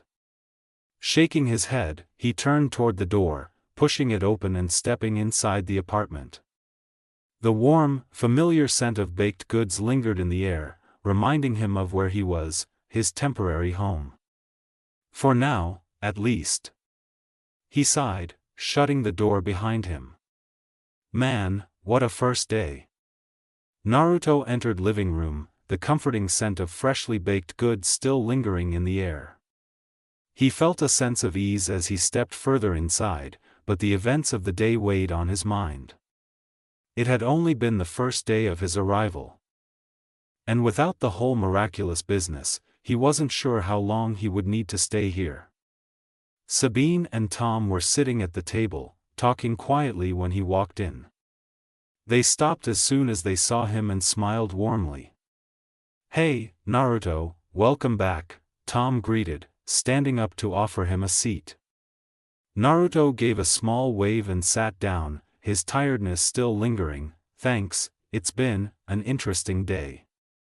Sabine raised an eyebrow, her tone light. I'm sure, the attack today was near your school, and you came in a bit later than Marinette, so we weren't sure where you were.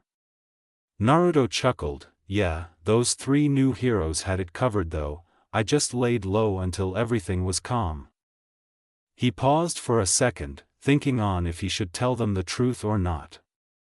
But he quickly decided it was best for them to be in the dark. Actually, there's something I need to ask. I was thinking about where I'd stay long term. I didn't want to overstay my welcome.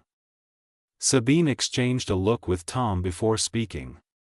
It's only been a day. You're always welcome here, Naruto.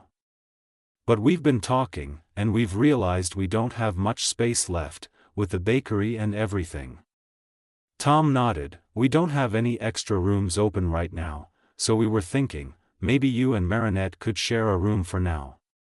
Naruto blinked, slightly taken aback. I could probably get my family to get me an apartment in this building.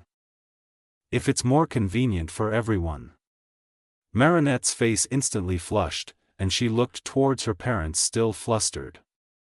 That would be way better than him in my room, not to be rude. Sabine smiled warmly, clearly not put off by the initial awkwardness. It's sweet of you to offer, Naruto, but we've thought about it. You're here with us, and we want to make sure you're settled in properly. She paused, her expression softening. You're a part of the family now, and we want to keep you close. I'd rather have you here, where we can make sure you're okay, rather than you being off on your own.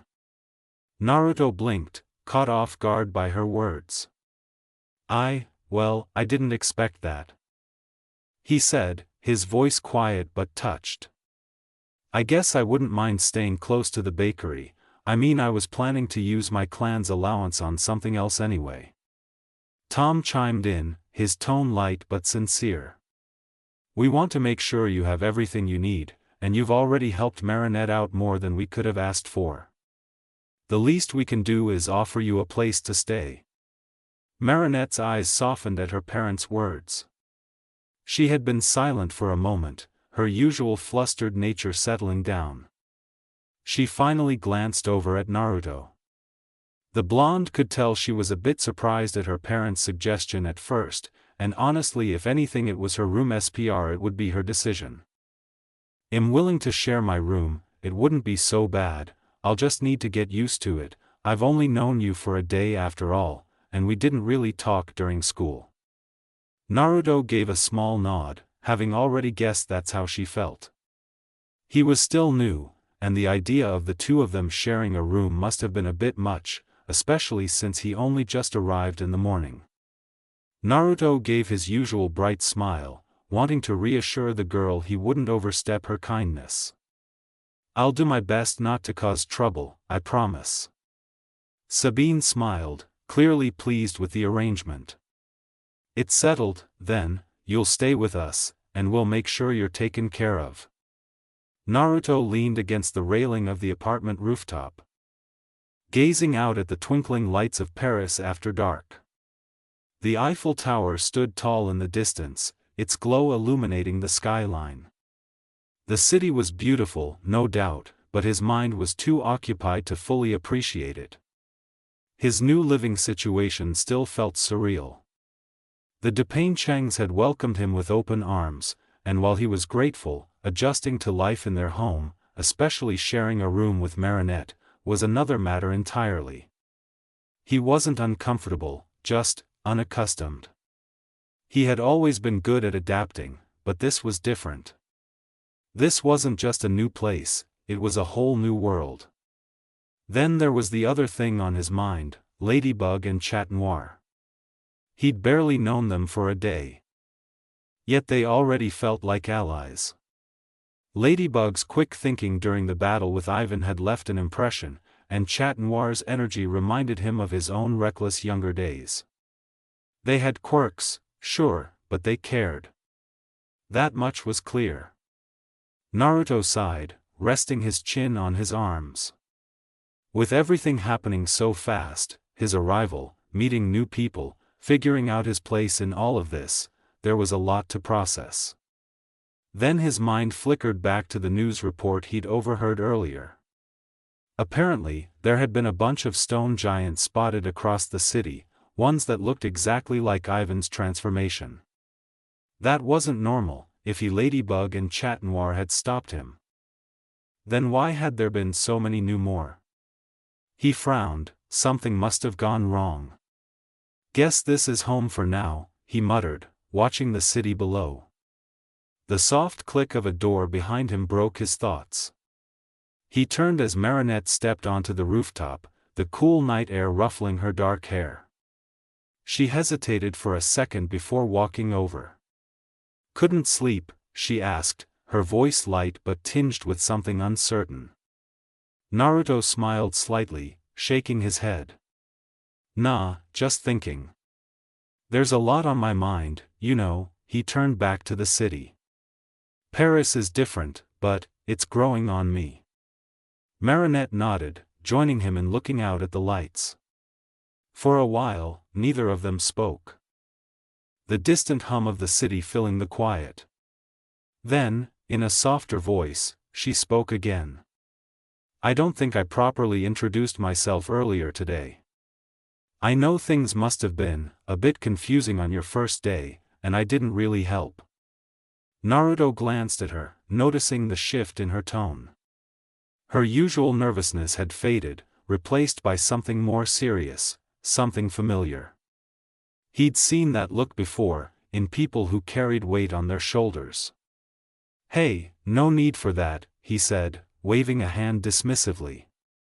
"It was my first day here. And it's not like I was the one fighting Ivan. That pleasure goes to Ladybug." Marinette smiled faintly, but there was something in her eyes, a flicker of something. It wasn't the first time he'd seen that look. It was the look of someone holding back, someone caught between what they could say and what they couldn't. For a split second, she glanced over her shoulder, fingers fidgeting. "Ladybug, she's amazing, isn't she? I mean, she may be new, but it was like she knew exactly what she was doing." Her voice held an admiration that seemed too personal. Naruto paused, his gaze shifting between her and the city. There was something about the way she spoke. She was always a bit clumsy, a bit scatterbrained, but this was different. Her admiration wasn't from afar. It was close, too close. And then it clicked. His sharp eyes caught the smallest of details. The way she carried herself, the quiet strength beneath her nerves, it was the same strength he'd seen in Ladybug. Not to mention that under the mask, she looked exactly the same. "Wait a second," he muttered under his breath. How hadn't he noticed before? Her movements, her presence, the way her personality shifted when talking about Ladybug, it all lined up. Marinette was Ladybug. But more than that, he thought back to the news report. If Marinette was Ladybug, then she knew those stone giants shouldn't have existed. Did that mean she'd made a mistake? That would explain the way her emotions kept shifting, pride one second, doubt the next. She wasn't just tired, she was carrying the weight of whatever had gone wrong today. Naruto studied her carefully, but he knew better than to say it out loud. The Miraculous holders kept their identities secret for a reason. He picked up on how both tried to leave as soon as their time was running out. It was clear that they didn't want to know each other's identity or let anyone know about theirs for that. Maybe their kwamis told them it had to be this way. Either way, it wasn't his place to reveal it. Instead, he offered a small smile. Ladybug's lucky to have someone who believes in her so much. Marinette blinked, momentarily caught off guard before smiling, though it quickly faded. "Yeah, but I still can't help but wonder, what if she makes a mistake?" she murmured. Naruto frowned slightly, that confirmed it. She had been confident in battle, but now she sounded uncertain, doubting herself. He let out a quiet sigh before turning to her with a reassuring smile. "If the new heroes of Paris make a mistake, I'm sure they'll do everything they can to fix it, especially Ladybug." Marinette looked at him, searching for something in his words before exhaling softly. A small smile crept back onto her face, but she didn't notice how Naruto's expression turned almost knowing. "I should get to sleep," she said, stepping back toward the door. "Don't stay up too late." Naruto watched her go, a thoughtful look in his eyes. Yeah, he wouldn't say anything, not yet. Time skip. The next day, the walk to school had been quiet. Naruto and Marinette had left the house quickly, just like the first day, neither saying much. It wasn't an awkward silence, just comfortable, as if neither of them felt the need to fill the space with words. Only when they got close enough to the school did they finally split, Naruto waving off to Marinette and Alya before slipping inside early on his own. He hadn't minded the silence. After all, the day had only just begun.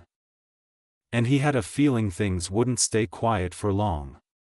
Once he arrived in the school, Naruto had taken everything in stride, adjusting to life in Paris, his new school. Sitting through classes might not have been his idea of an adventure, but that didn't mean the people in it were boring. In fact, that was the most interesting part. Everyone had their own little stories playing out in the halls of François Dupont. Some were loud, some quiet, some were troublemakers, and some, like Marinette, tried to juggle everything at once. It was different from what he was used to, but he liked the little moments that made this place tick. That didn't mean he ignored the bad moments, though. As he entered the courtyard, he noticed a gathering of students, their voices carrying over the morning bustle. In the middle of it all stood Ivan, stiff and clearly uncomfortable. And at the center of the attention, Chloe Bourgeois. Honestly, it's bad enough you're so huge, but turning into a monster, no wonder everyone was terrified, she said with a dramatic wave of her hand. Sabrina stood beside her, nodding eagerly, while a few others lingered just to watch. Naruto's expression didn't change, but he paid attention to Ivan's posture, the tight fists, the jaw clenched just enough to show he was holding back. Naruto wasn't the kind to pick fights over words, but he also wasn't the kind to walk past something like this. He strolled up casually, his hands in his pockets, and stopped beside Ivan. You know, he said with an easygoing smile, I saw the news about those giant stone guys yesterday. Kinda crazy how that happened, huh? Chloe blinked, thrown off by the sudden shift in conversation. What? Naruto looked thoughtful, tilting his head. Yeah, all those Stoneheart copies standing around, that was weird, right? Almost like the whole thing wasn't really Ivan's fault. A few of the bystanders exchanged glances. Ivan's shoulders loosened just slightly. B, of course it was his fault, Chloe scoffed, regaining her composure. If he hadn't gotten all emotional, none of that would have happened. Naruto hummed, maybe, or maybe the real problem was the person behind turning everyone into stone monsters. I mean, if someone tripped you, I wouldn't blame you for falling. His smile was light, but his gaze was steady. That'd be kinda dumb, right? Chloe opened her mouth, then shut it again, clearly trying to come up with a response. The silence stretched just long enough to be noticeable. With a huff, she flipped her hair. Whatever, I don't have time for this, and with that, she turned on her heel, strutting away with Sabrina on her heels. As the crowd thinned, Naruto glanced at Ivan, flashing him a grin. See, no big deal. Ivan let out a breath he'd probably been holding and gave a small nod. Thanks. Anytime, Naruto said before strolling off like nothing had happened. Naruto spent the rest of his free time before class in the library, scanning through books for anything that could remotely relate to Chakra. He didn't expect much. Paris wasn't exactly known for its shinobi history, but it wouldn't hurt to check. Even if the information was basic, it was always good to see how people here viewed energy and power. Eventually, he gave up, tucking a book under his arm for later, and made a beeline for his classroom. His usual seat in the back was calling his name, peaceful, quiet, and out of the way. Or at least, it would have been, if he wasn't immediately intercepted. A perfectly manicured hand shot out in front of him, stopping him in his tracks. And where do you think you're going? Naruto blinked. To my seat?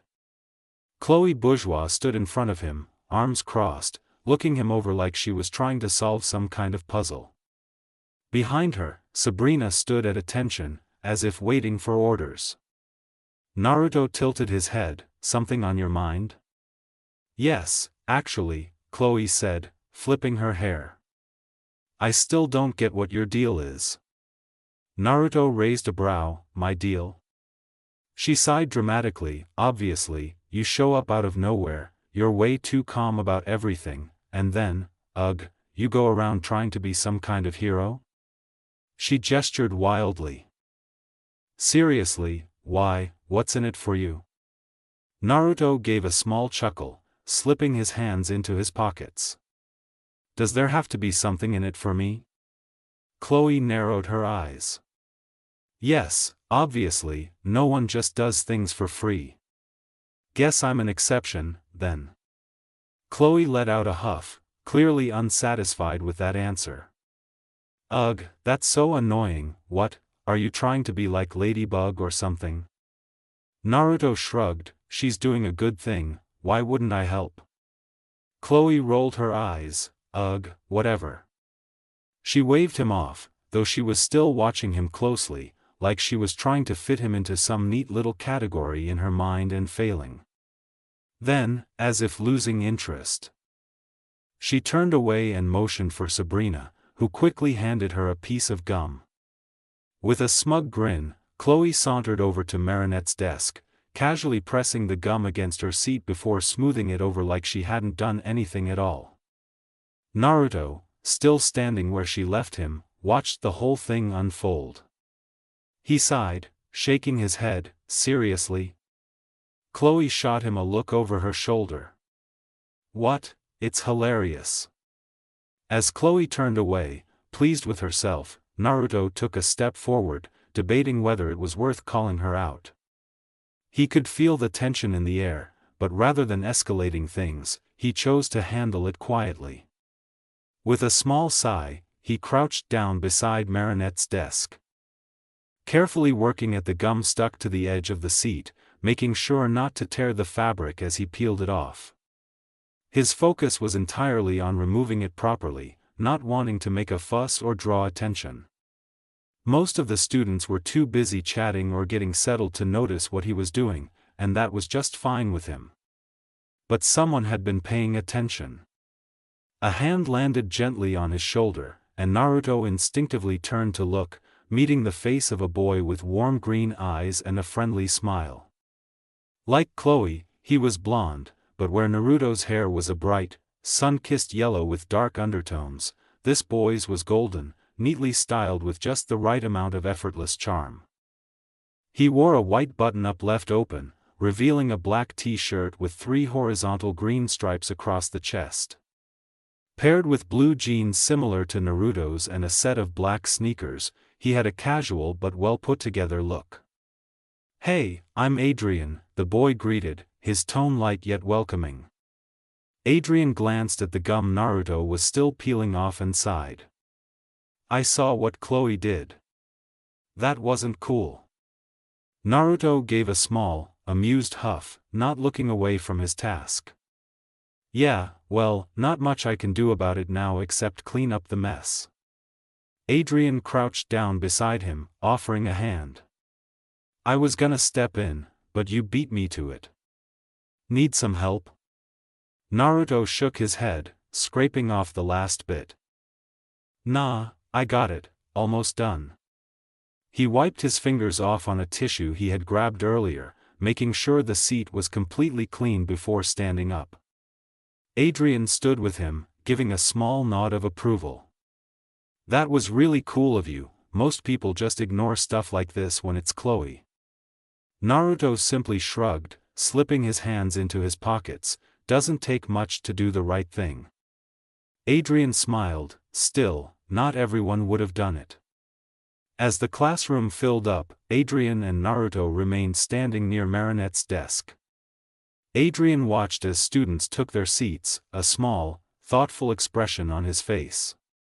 Naruto glanced at him before tilting his head slightly. You know, now that I think about it, I don't remember seeing you here yesterday. Adrien blinked, then let out a sheepish chuckle, rubbing the back of his neck. Ah, yeah, I kinda had a late start. My father wasn't exactly keen on me going to school in the first place.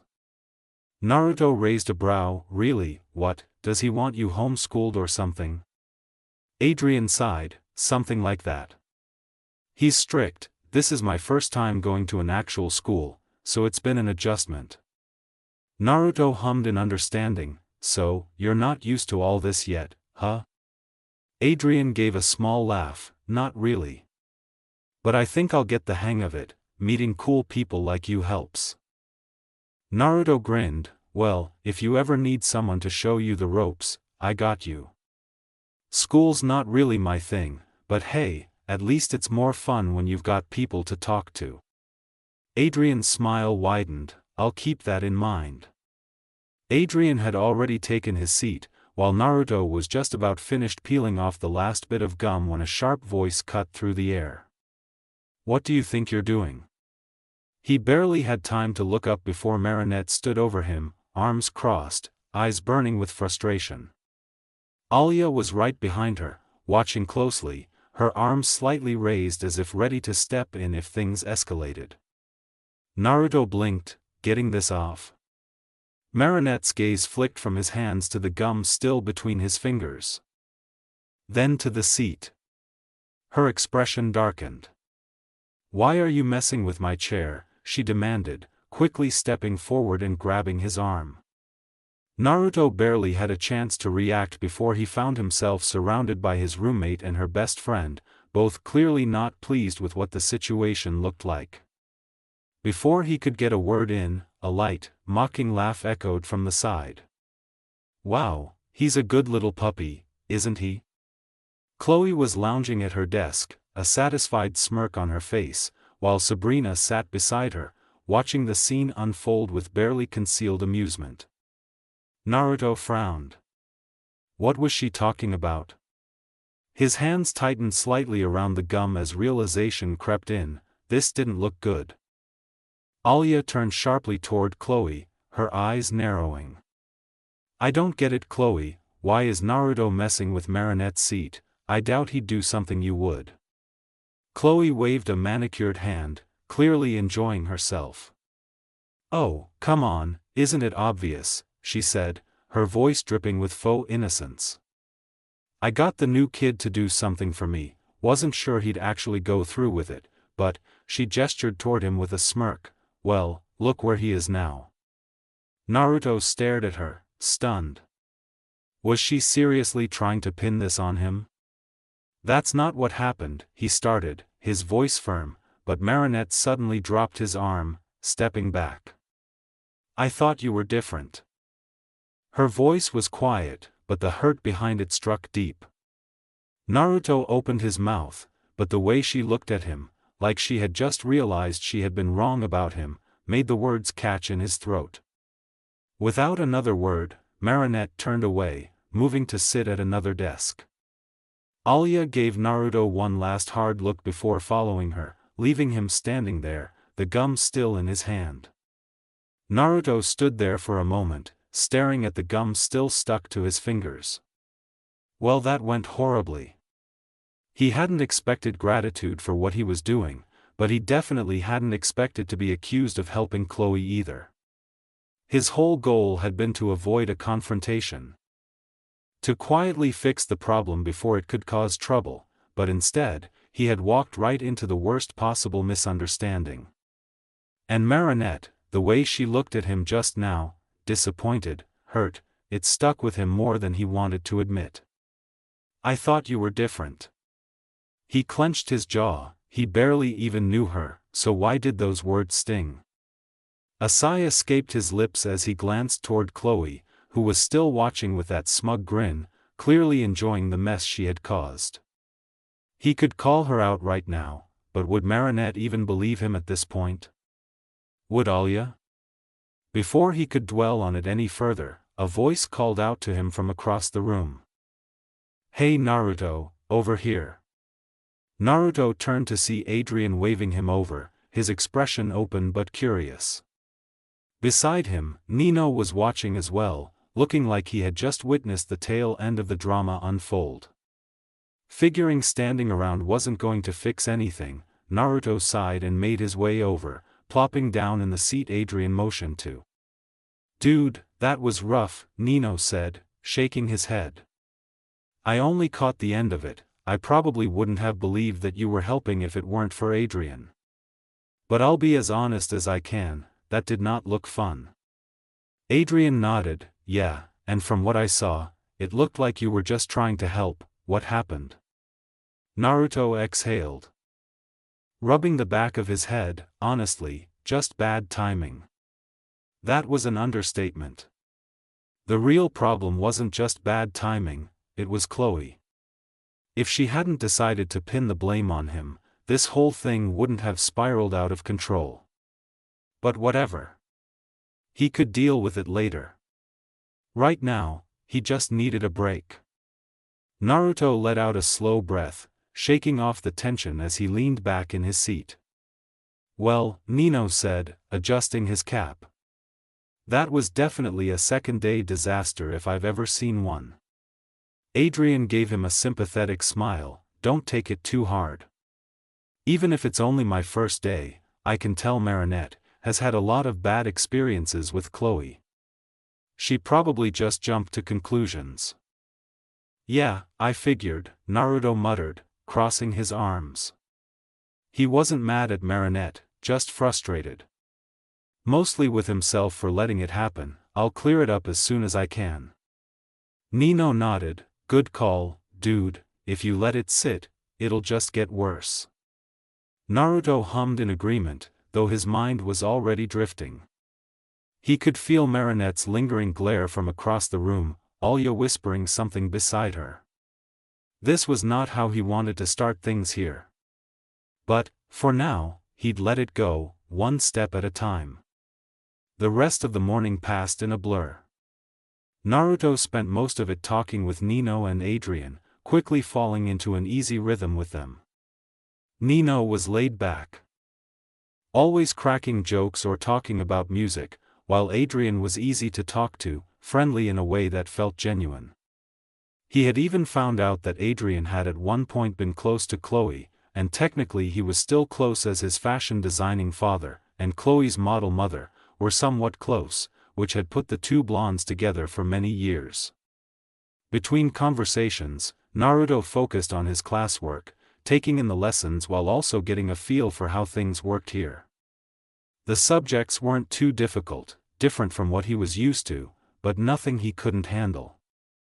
Every now and then, he caught Marinette glancing his way, but she never said anything. That was fine. For now, he just focused on getting through the day. Naruto had been in the middle of scribbling down some notes when a distant crash echoed through the school. His pencil stilled, and a tense silence filled the room as more crashes followed, closer this time, shaking the floor beneath them. His brows furrowed. That energy, it was familiar. Then it hit him, Ivan? But that didn't make sense. He had talked to him, helped him calm down, he was sure of it, so why was he akumatized again?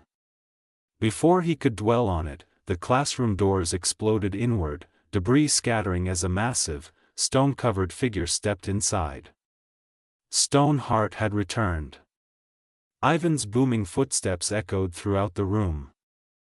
The sound of stone scraping against stone as he made his way to the front. His voice, though distorted by the anger and despair coursing through him, rang loud and clear. "Mylene," he called, his deep voice trembling with emotion. "Mylene, we'll be together forever." The classroom was immediately filled with gasps, worried looks, and the frightened chatter of students scrambling to get away. Some were whispering, others were frozen in place, paralyzed by fear. The air grew thick with tension as Naruto observed the scene, trying to make sense of it. From his spot in the back, he could see the panic spread like wildfire. Alya and Marinette stood together, their eyes sharp with determination as they seemed to prepare for something, ready to act. Adrien, though, had already vanished, slipping out of the room without a word, clearly sensing what was coming. Naruto's attention snapped back to Ivan as he moved toward Mylene. The stone-covered boy was moving with an unsettling focus, his hand stretching out as he reached for her. "Mylene, please," Ivan growled, "don't be afraid. We'll be together forever, just like we always should have been." Mylene's voice trembled as she stepped back. "Ivan, stop, this isn't you." But Ivan wasn't listening. His stone eyes locked onto her as his hand closed around her arm, pulling her closer. Then, his gaze shifted. He spotted Chloe, who had been standing by the side, eyes wide with terror. Before anyone could react, Ivan lunged, grabbing Chloe by the wrist with an unyielding grip. "Chloe, you're coming with me too," he muttered, his voice barely recognizable beneath the stone mask. B. Naruto watched the chaos unfold, piecing it together in a flash. So he's going for the ones who hurt him the most, he thought. The ones who've tormented him. His mind was racing, his gut instinct telling him that he needed to act, but there were too many things going on at once. Ivan was in the center of the room, holding two girls now, but the fear and confusion were clouding everyone's reactions. Mylene struggled in Ivan's grasp, while Chloe, though visibly frightened, was now frozen in place. Her face pale with the shock of it all. The students' worried murmurs were drowned out by Ivan's booming voice, calling out about the forever they would share. Then, with a deafening crash, Ivan used his immense strength to punch a hole in the wall. Dust flew as the structure crumbled, the hole big enough for the massive, stone-covered form to leap through without hesitation. Ivan, with Mylene and Chloe still in tow, stormed out of the room, leaving a trail of destruction in his wake. Naruto stood in place for a moment, staring at the gaping hole in the wall. His thoughts were swirling. I should have expected this. If I didn't get to the heart of his feelings, there would be no change. He didn't have time to second-guess himself. With a sharp breath, Naruto moved into action. He couldn't let this slide. He knew what he had to do. He'd seen how Ivan's emotions had been twisted into anger, how his pain had been ignored, and now it was threatening everything. There was no way he could stand by and do nothing. With determination in his eyes, he dashed out of the classroom, already knowing which part of the school he needed to get to his bag. Naruto grabbed his orange backpack with a sense of urgency, his fingers instinctively reaching for the familiar weight of his shinobi scroll. Without hesitation, he unclipped the scroll from its place and held it in his hands. Feeling the cool, smooth texture of the aged paper. The ancient seals etched across it seemed to hum with a quiet energy, each one a gateway to a different power.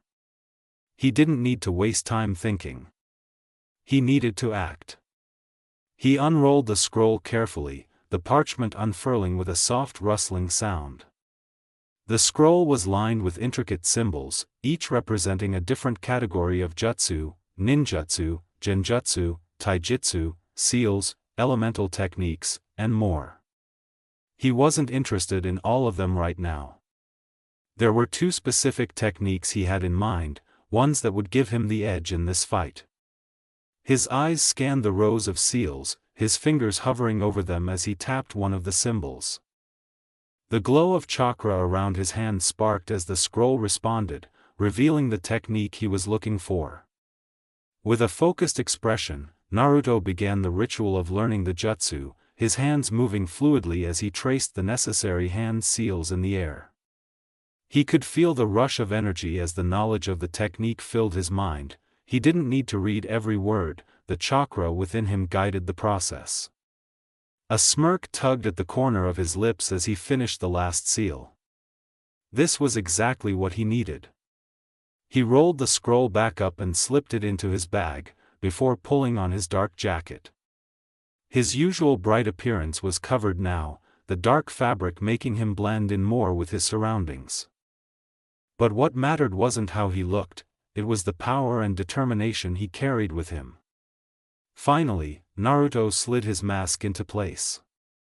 His usual bright demeanor faded behind the cloth, replaced with the calm resolve of someone about to take on a dangerous mission. He was ready. With a burst of energy, he rushed out of the locker room, focused and prepared to face whatever awaited him. Fire Shadow found himself perched atop the school building, watching Ivan intently from his vantage point. His sharp eyes tracked the akumatized villain's every move, waiting for the perfect moment to intervene. He had dealt with Stoneheart once before, and this time, he was prepared. He knew exactly what he needed to do. But despite his readiness, Naruto couldn't act fast enough. Just as he was about to make his move, Noir appeared, charging in and physically attacking the akumatized Ivan as he had done on their first day. Naruto let out a frustrated sigh, watching as Ivan grew, his massive form looming over the city. It was clear the situation was escalating quickly, and he was already behind the curve. With a quiet resolve, Naruto pushed off the roof, his form landing with precision next to one of his partners. He didn't need to say anything, his presence spoke for itself as he prepared for what was coming next. Naruto stood next to Noir, eyes locked on Ivan as he loomed over the city. His mind raced, calculating how to handle the situation. He knew he had to act quickly, but with Ivan's massive form blocking most of the view, the timing would need to be perfect. "We're doing this together," Naruto yelled out to his partner, his calm demeanor taking over the tension in the air.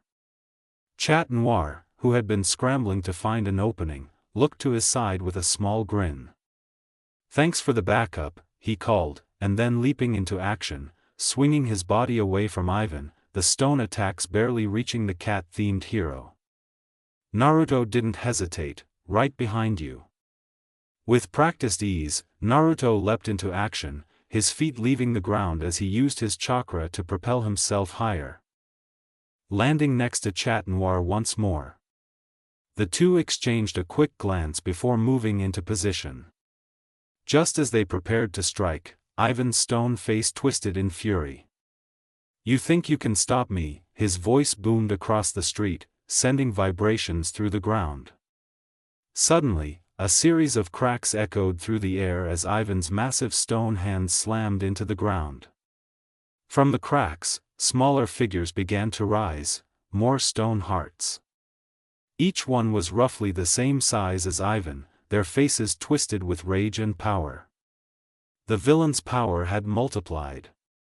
Naruto's eyes narrowed as he noticed the new stone figures slowly rising from the rubble. There were at least 5 of them, each with a distinct look of rage. "He's calling in the others," Naruto muttered, his voice low. "This just got more complicated." Noir growled, his eyes darting to the new Stonehearts. "Great, just what we needed." Naruto didn't waste a moment. He formed hand seals, and within an instant, multiple shadow clones appeared around him. "We need to split their attention, keep them busy while I find an opening." The clones rushed in, surrounding the first of the Stonehearts, launching themselves at the villains with kunai and ninja tactics. But the Stonehearts were relentless. With a single swipe of their fists, the clones were sent flying, their forms dissipating into smoke as they hit the ground. Naruto gritted his teeth. These enemies were more powerful than he anticipated, and the sheer number of them was a problem. He had to think fast. Noir did the best he could in taking the stone giant's attention, keeping himself light and away from any attacks, knowing the power that Stoneheart had would kick in. Naruto cursed under his breath and dashed toward the closest Stoneheart, leaping into the air to her away from another strike. But Ivan's voice cut through the chaos. "More will come," Ivan shouted, his voice echoing. "None of you can stop Stoneheart, we'll crush you all." The stone figures continued to rise around the city, marching in sync with Ivan's commands. The ground shook beneath their footsteps as they began to spread out, moving in different directions. Naruto's gaze shifted to Noir, who was barely managing to fend off one of the Stonehearts. "We've got to finish this fast," Naruto shouted over the din of battle. "They'll keep coming until we stop Ivan." With a determined nod, Noir sprung into action once more, charging toward Ivan. Naruto followed close behind, trying to figure out how to stop this new wave of enemies. He couldn't allow Ivan's power to grow stronger, not when so many people were in danger. But the more Stonehearts that appeared, the more Naruto realized this fight was going to take everything they had. Together, they would have to push their limits if they hoped to stop Ivan and the army of Stonehearts now rampaging through Paris. Naruto and Noir were in the thick of the chaos. The Stonehearts were everywhere, and the ground beneath them was shaking from the sheer force of the massive figures stomping through the streets. Ivan's voice echoed with a mocking laughter as his Stonehearts continued to multiply, each one more aggressive than the last. Naruto gritted his teeth, leaping over the debris and into the path of the nearest Stoneheart. He summoned more shadow clones to harass the enemy, using the distractions to deliver swift blows. But as he fought, he could feel the weight of the battle pressing on him. The Stonehearts were relentless. Noir, his staff crackling with energy, swung it fiercely at one of the villains, diverting attacks left and right. But one of the Stonehearts grabbed it effortlessly, sending him sprawling backward with a forceful blow. "Ugh, not good," Noir groaned, struggling to regain his footing. Naruto's eyes darted to the other hero. He noticed how he was being pushed back, the black cat struggling with his own Stoneheart opponents. With a quick glance, he spotted Noir losing his grip on his staff as a Stoneheart pinned him to the ground. Desperation flickered in Naruto's mind. He dashed forward, hoping to reach him in time. But before he could get there, another Stoneheart grabbed him from behind, its massive hand closing around him like a vice. Naruto's body tensed as the grip tightened, and the Stoneheart lifted him off the ground. He fought, attempting to slip free, but the stone was too strong. Marinette was not having a good day. First, she couldn't shake the guilt over forgetting to capture the Akuma that had turned Ivan into Stoneheart. That was all on her, the same mistake that had caused her to relinquish her Miraculous on the first day, much to Tiki's dismay. Her family and friends had offered some reassurance, telling her that Ladybug, who, unbeknownst to them, was her, would handle everything. The worst part was, for a moment, she had almost started to believe them. But the weight of being a superhero was just too much. On top of everything, her new roommate, Naruto Uzumaki, a family friend, had tried to prank her. She'd hoped he'd be kind, maybe even someone she could call a friend, but it felt like he was just as frustrating as Chloe. That wasn't even the worst part of the day. Now, the dark-haired girl stood alone in front of a terrifying scene. Marinette stood there, paralyzed by the overwhelming chaos around her. Her hand gripped Alya's bag, the familiar weight of it offering a slight sense of comfort amid the storm. But the sight before her, Fire's shadow and Noir, both captured and helpless, and Alya struggling beneath the weight of a car, sent a surge of panic through her. She felt small, helpless, and unprepared. Her mind kept spiraling, thinking of all the reasons she wasn't ready. She wasn't ready to be Ladybug again, she wasn't ready to face Ivan, or anyone really. She wasn't sure she could bear the weight of it all. She could barely handle the pressure of school, of friendships, of being herself. How could she take on the mantle of Ladybug when she was so unsure of her own abilities? Her eyes flickered from Fire's shadow's restrained form to Alya's desperate attempts to free herself. Her best friend was trapped, struggling with no one else to help. Noir and Fire's shadow were both incapacitated, and it was clear that the longer Marinette stood there, the more the situation was slipping out of control. She wasn't ready. But someone had to do something. She looked at Alya again, her best friend so close, yet so far. The guilt of not doing enough when it mattered, the guilt that had haunted her since the day she had given up her Miraculous on the first day, flooded back in full force. She could feel the weight of all her self-doubt threatening to crush her. But something inside her stirred, a flicker of resolve she hadn't seen in herself for days. No one else was coming to help. This wasn't just about her, this was about the people she cared about Paris, about the responsibility she had as Ladybug. I can't just let this happen, Marinette whispered to herself, her voice barely audible. She took a deep breath, looking at the bag one last time, the bag she had promised to give to Alya. She had planned it, she had meant to make Alya her replacement, her closest friend would be Ladybug and fight against evil in her stead. But tight now, her friend was trapped. And if she didn't do anything, no one would save her. She couldn't. No, she wouldn't let anyone else be hurt. Marinette's hand trembled as she opened the bag, her heart pounding in her chest. She had thought that maybe, just maybe, she wouldn't have to be Ladybug again. She had thought she could hand over the responsibility, that someone else could step in. But now, standing there in the middle of a battle, she realized something: she was needed.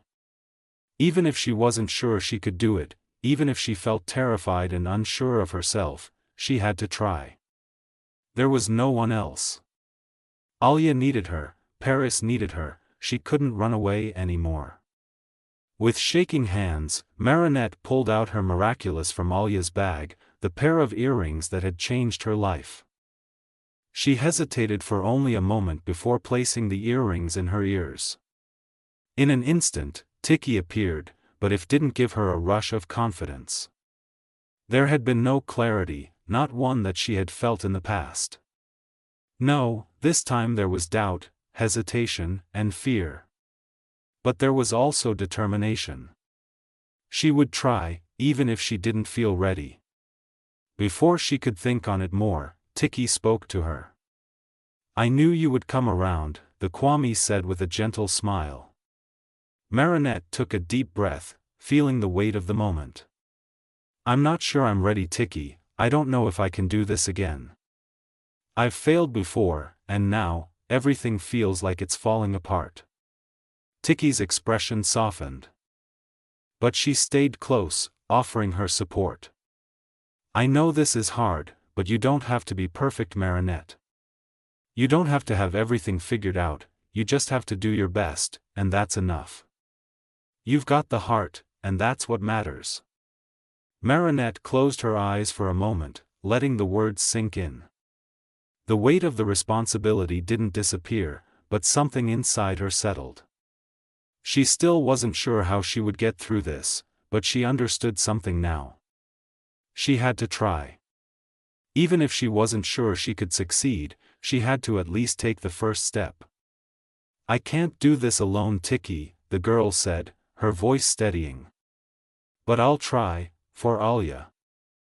For Paris, for everyone. I won't let them down." With renewed resolve, Marinette turned her attention back to the scene in front of her. Alya was still trapped, and Ivan was still out there, causing destruction. But this time, Ladybug knew what she had to do. She wasn't sure if she was ready for everything that came with being Ladybug, but she was ready to fight. Ready to do what she could to fix the mess she had allowed to spiral out of control. Taking one last glance at the helpless fire shadow and Chat Noir, a small, determined smile tugged at Ladybug's lips. The weight of the situation hadn't gone away, but something inside her shifted. She was no longer paralyzed by doubt. With newfound resolve, she shouted, "Tiki, spots on." A rush of pink energy enveloped her, transforming her into Ladybug with a flash of vibrant light. Her signature red and black spotted suit settled into place, and she grasped her yo-yo, the familiar weight of it grounding her. She felt ready to face the chaos ahead. Without wasting another moment, Ladybug swung her yo-yo toward the car pinning Alya. With one swift motion, she effortlessly lifted the heavy vehicle and tossed it aside, sending it crashing safely onto the ground. Alya was free. "You're safe now, but you need to get out of here," Ladybug said, her voice filled with urgency as she helped her friend to her feet. Alya looked up at Ladybug, her eyes wide with relief but still filled with concern. "But, no buts," Ladybug interrupted, her tone firm. "Get to safety, I'll handle the rest." As Alya nodded and scrambled to get away from the danger, Ladybug's attention snapped back to the battle ahead. There was still so much to do, but now, for the first time in what felt like forever, Ladybug was ready to take action. Ladybug's eyes quickly scanned the battlefield, her focus sharpening as she assessed the chaos around her. She could see Noir struggling, barely able to fight back against the overwhelming number of Stonehearts, and Fire Shadow was trapped, caught in the massive stone grip of one of the giants. Without hesitation, she ran towards Noir, leaping through the wreckage of the fight. She grabbed Noir's staff, which had been knocked loose during the battle, and with a powerful swing, hurled it toward him. "Catch," she called. Noir, still recovering from a blow, snapped his head up just in time to see the staff flying through the air. His eyes widened with relief, and with a swift move, he caught it, immediately regaining his stance. "Thanks, Ladybug," he called, a grin tugging at the corner of his mouth, his confidence reignited. Ladybug nodded briefly before turning her attention to Fire Shadow, who was still being held by the stone giant. She could see his struggle. The way his body was straining against the crushing stone. The sight made her heart race, but she wasn't going to let him be trapped. With a swift motion, she sent out her yo-yo, latching onto the stone giant's arm. With a powerful yank, the rock shattered, freeing Fire Shadow from its grasp. Wasting no time, she threw her yo-yo again, wrapping it around Fire Shadow before pulling him toward her and using the momentum to launch herself onto the rooftops. Noir, follow me," she called, determination burning in her voice. The three landed on a nearby rooftop, away from the chaos below. Ladybug steadied herself before turning to check on her teammates. Fire Shadow dusted himself off, rolling his shoulders before giving her a nod of appreciation. "Thanks for the save," he said, his voice even but grateful. Ladybug gave him a quick nod in return, "No problem." Noir, still catching his breath, twirled his staff in his hand before looking at her with a raised brow. "Where were you a few minutes ago? We could have used the help." Ladybug hesitated for only a moment before answering, "I got caught up making sure civilians were safe. I couldn't just rush in while people were still in danger." It wasn't entirely a lie, Alya had needed her, but she wasn't about to admit the full truth just yet.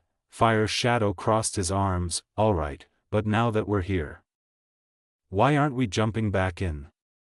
Those stone guys are still running wild." Ladybug shook her head. "It won't matter, those copies are only moving because of Ivan. His emotions are fueling them, which is why they listen to him. If we waste time fighting them, more will just keep coming." Fire Shadow frowned, absorbing her words. "So then what, we just let them run loose?" "No, we find Ivan," Ladybug said firmly, her eyes scanning the city. "He's not in that group anymore. If we can get to him, we can stop this before it gets worse." Her heart was pounding, but she forced herself to focus. There was no room for hesitation now. She had almost let her fears get the best of her before. But she couldn't afford to doubt herself anymore. The city needed her, her friends needed her, and she had to get this right. Taking a deep breath, she turned to the others. "Let's move, we don't have much time." Noir twirled his staff with a playful grin, "Then lead the way, ma lady, we'll be your perfect followers." Fire Shadow let out a quiet sigh, shaking his head. That was terrible. Ladybug, despite the tense situation, felt a small smile tug at her lips. She didn't have time to dwell on it, though. Without another word, she sprinted forward, the other two falling into step beside her as they moved across the rooftops in search of Ivan. The city was still in chaos, Stonehearts marching through the streets under their master's command. Ladybug's heart pounded as she scanned the area, trying to spot Ivan. If he wasn't with the other Stonehearts, then where? There, Fire's shadow called, pointing ahead. Ladybug's breath caught as she spotted Ivan, still in his Stoneheart form, towering over the streets, his massive hands gripping both Mylene and Chloe. The two girls squirmed in his grasp, fear evident on their faces as he stomped toward his destination. He was heading straight for the Eiffel Tower. Ladybug's stomach twisted. He's trying to take them as high as possible. If he reached the top, things would get a lot more dangerous. She clenched her fists, not happening. We have to stop him now, she said, determination burning in her voice.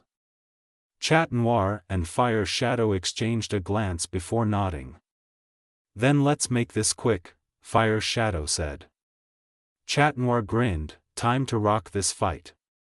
Ladybug rolled her eyes, but she couldn't help the rush of confidence that filled her. They had a plan, a goal. And this time, she wasn't going to fail. Let's go, she shouted, leading the charge toward the Eiffel Tower.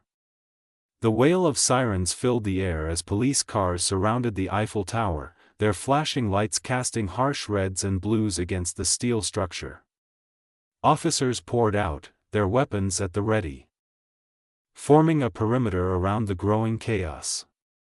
The atmosphere was tense, the weight of the city's safety pressing down on them. From the rooftops, Ladybug, Noir, and Fire's shadow observed as more Stoneheart copies emerged from the shadows, their massive forms stomping toward the tower like an advancing army. Their stone fists clenched, awaiting their master's command. At the forefront of the police force stood Mayor André Bourgeois, gripping a megaphone with shaking hands, standing beside the stern-faced police chief. His voice, though filled with authority, carried a desperate edge. "B, Stoneheart, bring my dear Chloe back this instant," he commanded through the megaphone. His voice echoing across the plaza. Ivan, Stoneheart, turned toward the mayor, his rocky expression unreadable. Then, with a twisted grin, he chuckled. "I will gladly return her to you," he boomed. And with that, he hurled Chloe through the air. Screams rang out as she plummeted toward the ground. Chloe's shrieks of terror cut through the noise, but before she could crash, a streak of orange and black shot through the sky. Fire's shadow moved on instinct, pushing off from his vantage point and propelling himself forward with a burst of chakra. In a blur of motion, he caught her midair, rolling as they landed to absorb the impact. The moment his feet touched the ground, he let go. "You're safe now," he said, stepping back. Chloe, still trembling, barely managed a scoff before sprinting toward her father, latching onto his arm. "Daddy, do something," she wailed. Ladybug landed in front of the police chief, cutting off any immediate response. "You can't attack him," she urged, her voice firm. "Any force used against Ivan will only make him stronger." The police chief narrowed his eyes. "And what would you know?" he shot back. "You already failed to do your job the first time. If you had stopped him back then, we wouldn't be in this mess." His words hit Ladybug harder than she expected. Her breath caught, and her fingers curled into fists at her sides. He was right. If she had just remembered to capture the Akuma when she had the chance, none of this would be happening. The city wouldn't be in chaos, and people wouldn't be in danger. Lowering her head, she exhaled shakily. "He's right," she muttered, her confidence wavering. "This is my fault." Fire's shadow, who had landed beside her, crossed his arms. "You're looking at this the wrong way," he said, his voice steady. "We can't change what already happened, what matters is what we do now." Noir nodded, stepping in with his usual smirk, though his eyes held genuine reassurance. Yeah, ma lady, don't let some grumpy old officer get you down. We've got this. Ladybug lifted her gaze. Eyes meeting Fire Shadow's and then Noir's. A tinge of confidence coming back, but she still didn't know if she should continue as Ladybug. Fire Shadow stepped forward, his expression calm but firm. Listen, everyone messes up. No one gets everything right the first time, he said, his arms still crossed. If we let our mistakes hold us back, we'll never move forward. What matters now is stopping Ivan before things get worse. Noir grinned, twirling his staff in his hand. Besides ma lady, we're a team now, and a team sticks together, no matter what, right Fire Shadow? Fire Shadow gave a small nod. Exactly, we've got your back. Ladybug stared at them, feeling an unfamiliar warmth rise in her chest. Their words weren't just empty reassurances, they truly believed in her. Despite everything, despite her mistake, they were still standing beside her. She turned her gaze to the chaos ahead. The Stonehearts were still advancing, their heavy steps making the ground tremble. Ivan himself was already beginning his climb up the Eiffel Tower, his massive hands gripping the steel framework as he dragged himself upward. Mylene still held tightly in his grasp. A small part of her still felt the weight of her earlier failure, but another part, the part that had chosen to take the Miraculous in the first place, burned brighter. No, she couldn't afford to wallow in regret. There were people counting on her. She took a deep breath, gripping her yo-yo tightly. You're right, she said, her resolve hardening. I can't change the past, but I can fix this now. A determined smile formed on her lips as she looked at her teammates. Let's save Paris. Stoneheart let out a deep, guttural groan, taking all the attention back on him with his pained yells. His massive stone body shuddering as his grip on the Eiffel Tower slackened.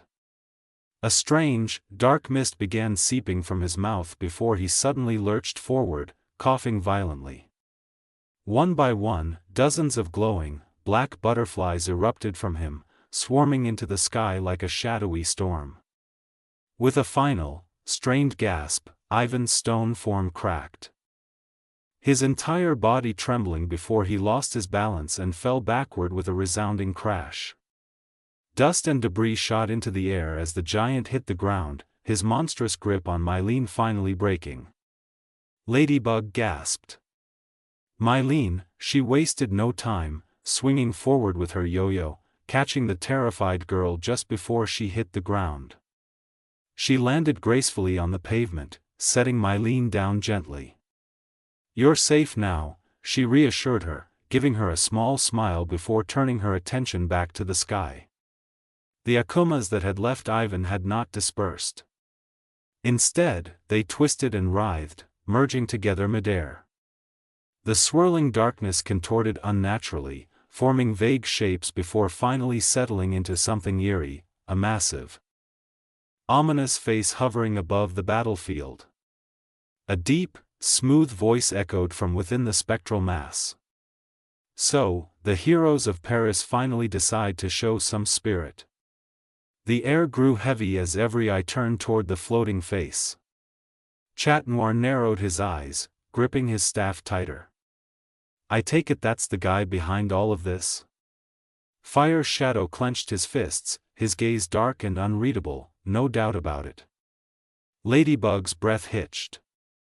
She had never seen or heard him before, but deep down, she knew exactly who this was. The one responsible for all of it, the Akumas, the chaos, the danger. The villain's voice rang out again, calm yet commanding. Ladybug, Noir, I am Moth. You have already caused enough problems, hand over your Miraculous now, and I may be merciful. His words sent a chill through the air, but Ladybug barely flinched. Instead, her grip tightened on her yo-yo as she took a bold step forward. Her heart pounded, but she pushed aside her doubts. She had made a mistake before, but she wouldn't let this man manipulate the truth. "You don't get to play the victim," she declared, her voice firm and unwavering. "You're the one turning people into villains, not us. You prey on their emotions, twist their pain, and use them for your own selfish goals." She took another step forward, her blue eyes blazing with newfound confidence. "I don't care how long it takes.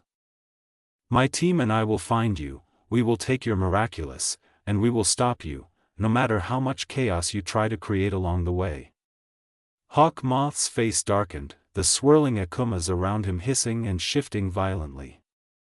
Ladybug didn't give him the chance to respond.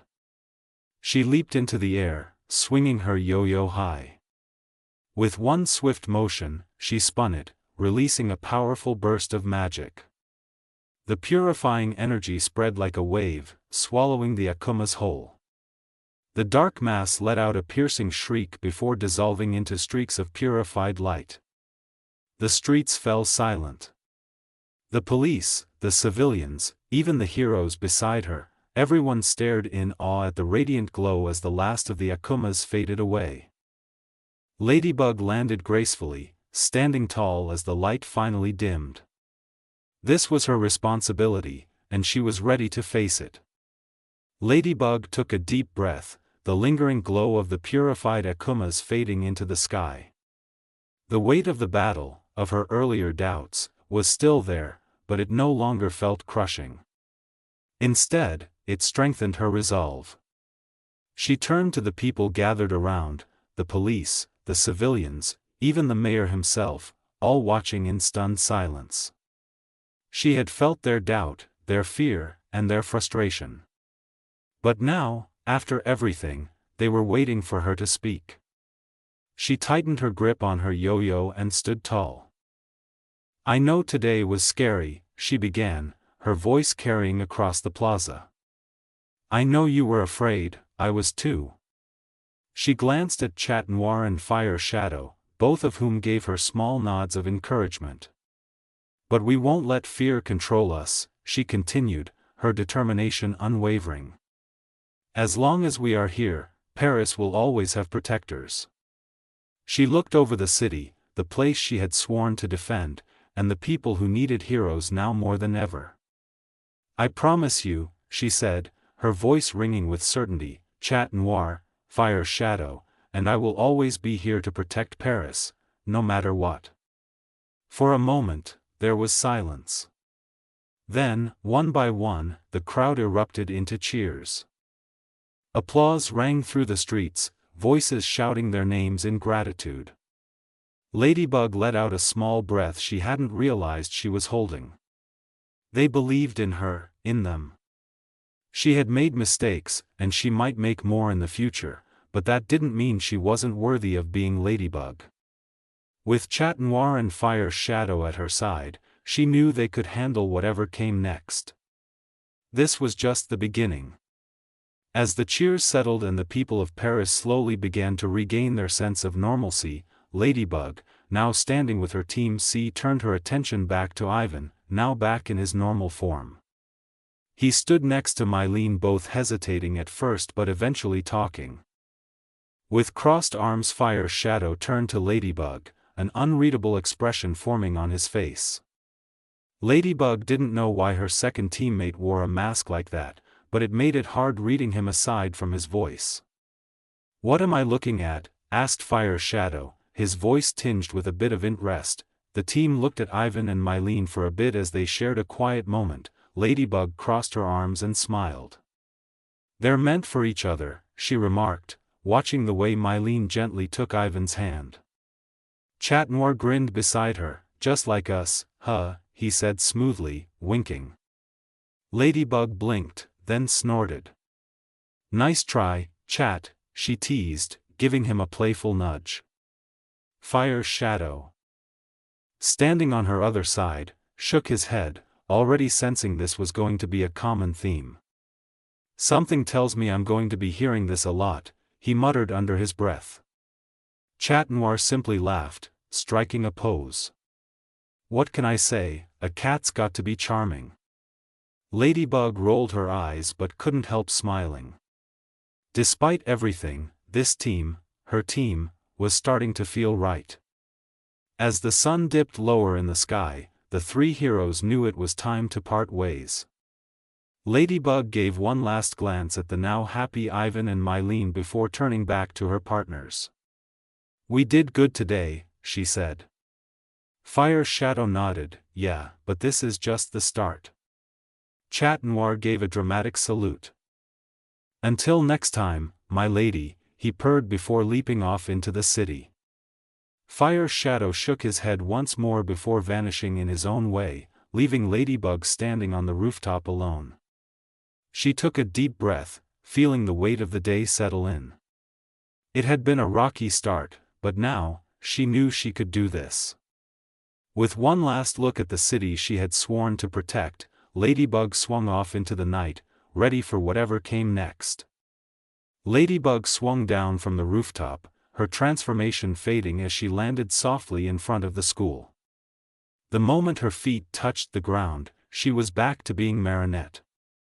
As she walked towards the entrance to grab her bag, the first drop of rain splashed on the pavement.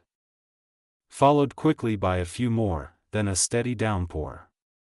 Marinette paused, staring at the rain for a moment. A wave of exhaustion and uncertainty washed over her. The weight of everything, the hero life, the constant juggling, the mistakes, began to settle in. Maybe it was best to just run home, curl up in bed, and escape for a little while. But before she could take a step, a voice called out from behind her. "Hey!" Marinette turned sharply, scowling instantly as she spotted Naruto standing there, his usual mischievous grin on his face. He was holding his jacket over her head to shield her from the rain, but he was looking the other way, as if he didn't want to make eye contact. "What are you doing here?" she asked, annoyance creeping into her voice. Naruto raised an eyebrow, noticing the scowl on her face. Well, you don't have an umbrella, and neither do I," he said with a shrug. "So I figured, I'd help you out." Marinette was about to snap back, tell him to go away and leave her alone, but before she could, he spoke again. "Argue with me when we get home. Right now, you should probably just let me help you," he said, still looking away, holding the jacket up. The words hit her in a way she didn't expect. She felt a heat rise to her cheeks, and her thoughts stumbled for a moment. Did he just? She blinked, unsure of what to say. Instead of pushing him away, she let out a frustrated sigh. "Fine." Naruto turned to face her, still holding the jacket above her head. As they walked together towards the hallway that led to the apartment, Naruto's footsteps slowed, and he stopped just before they reached the door. Marinette looked at him, her brow furrowing slightly. "Wait, what now?" she asked, a little impatient. Naruto hesitated for a moment before speaking again, his tone more serious this time. "About earlier," he started. "With the gum on your seat, I want you to know it wasn't me.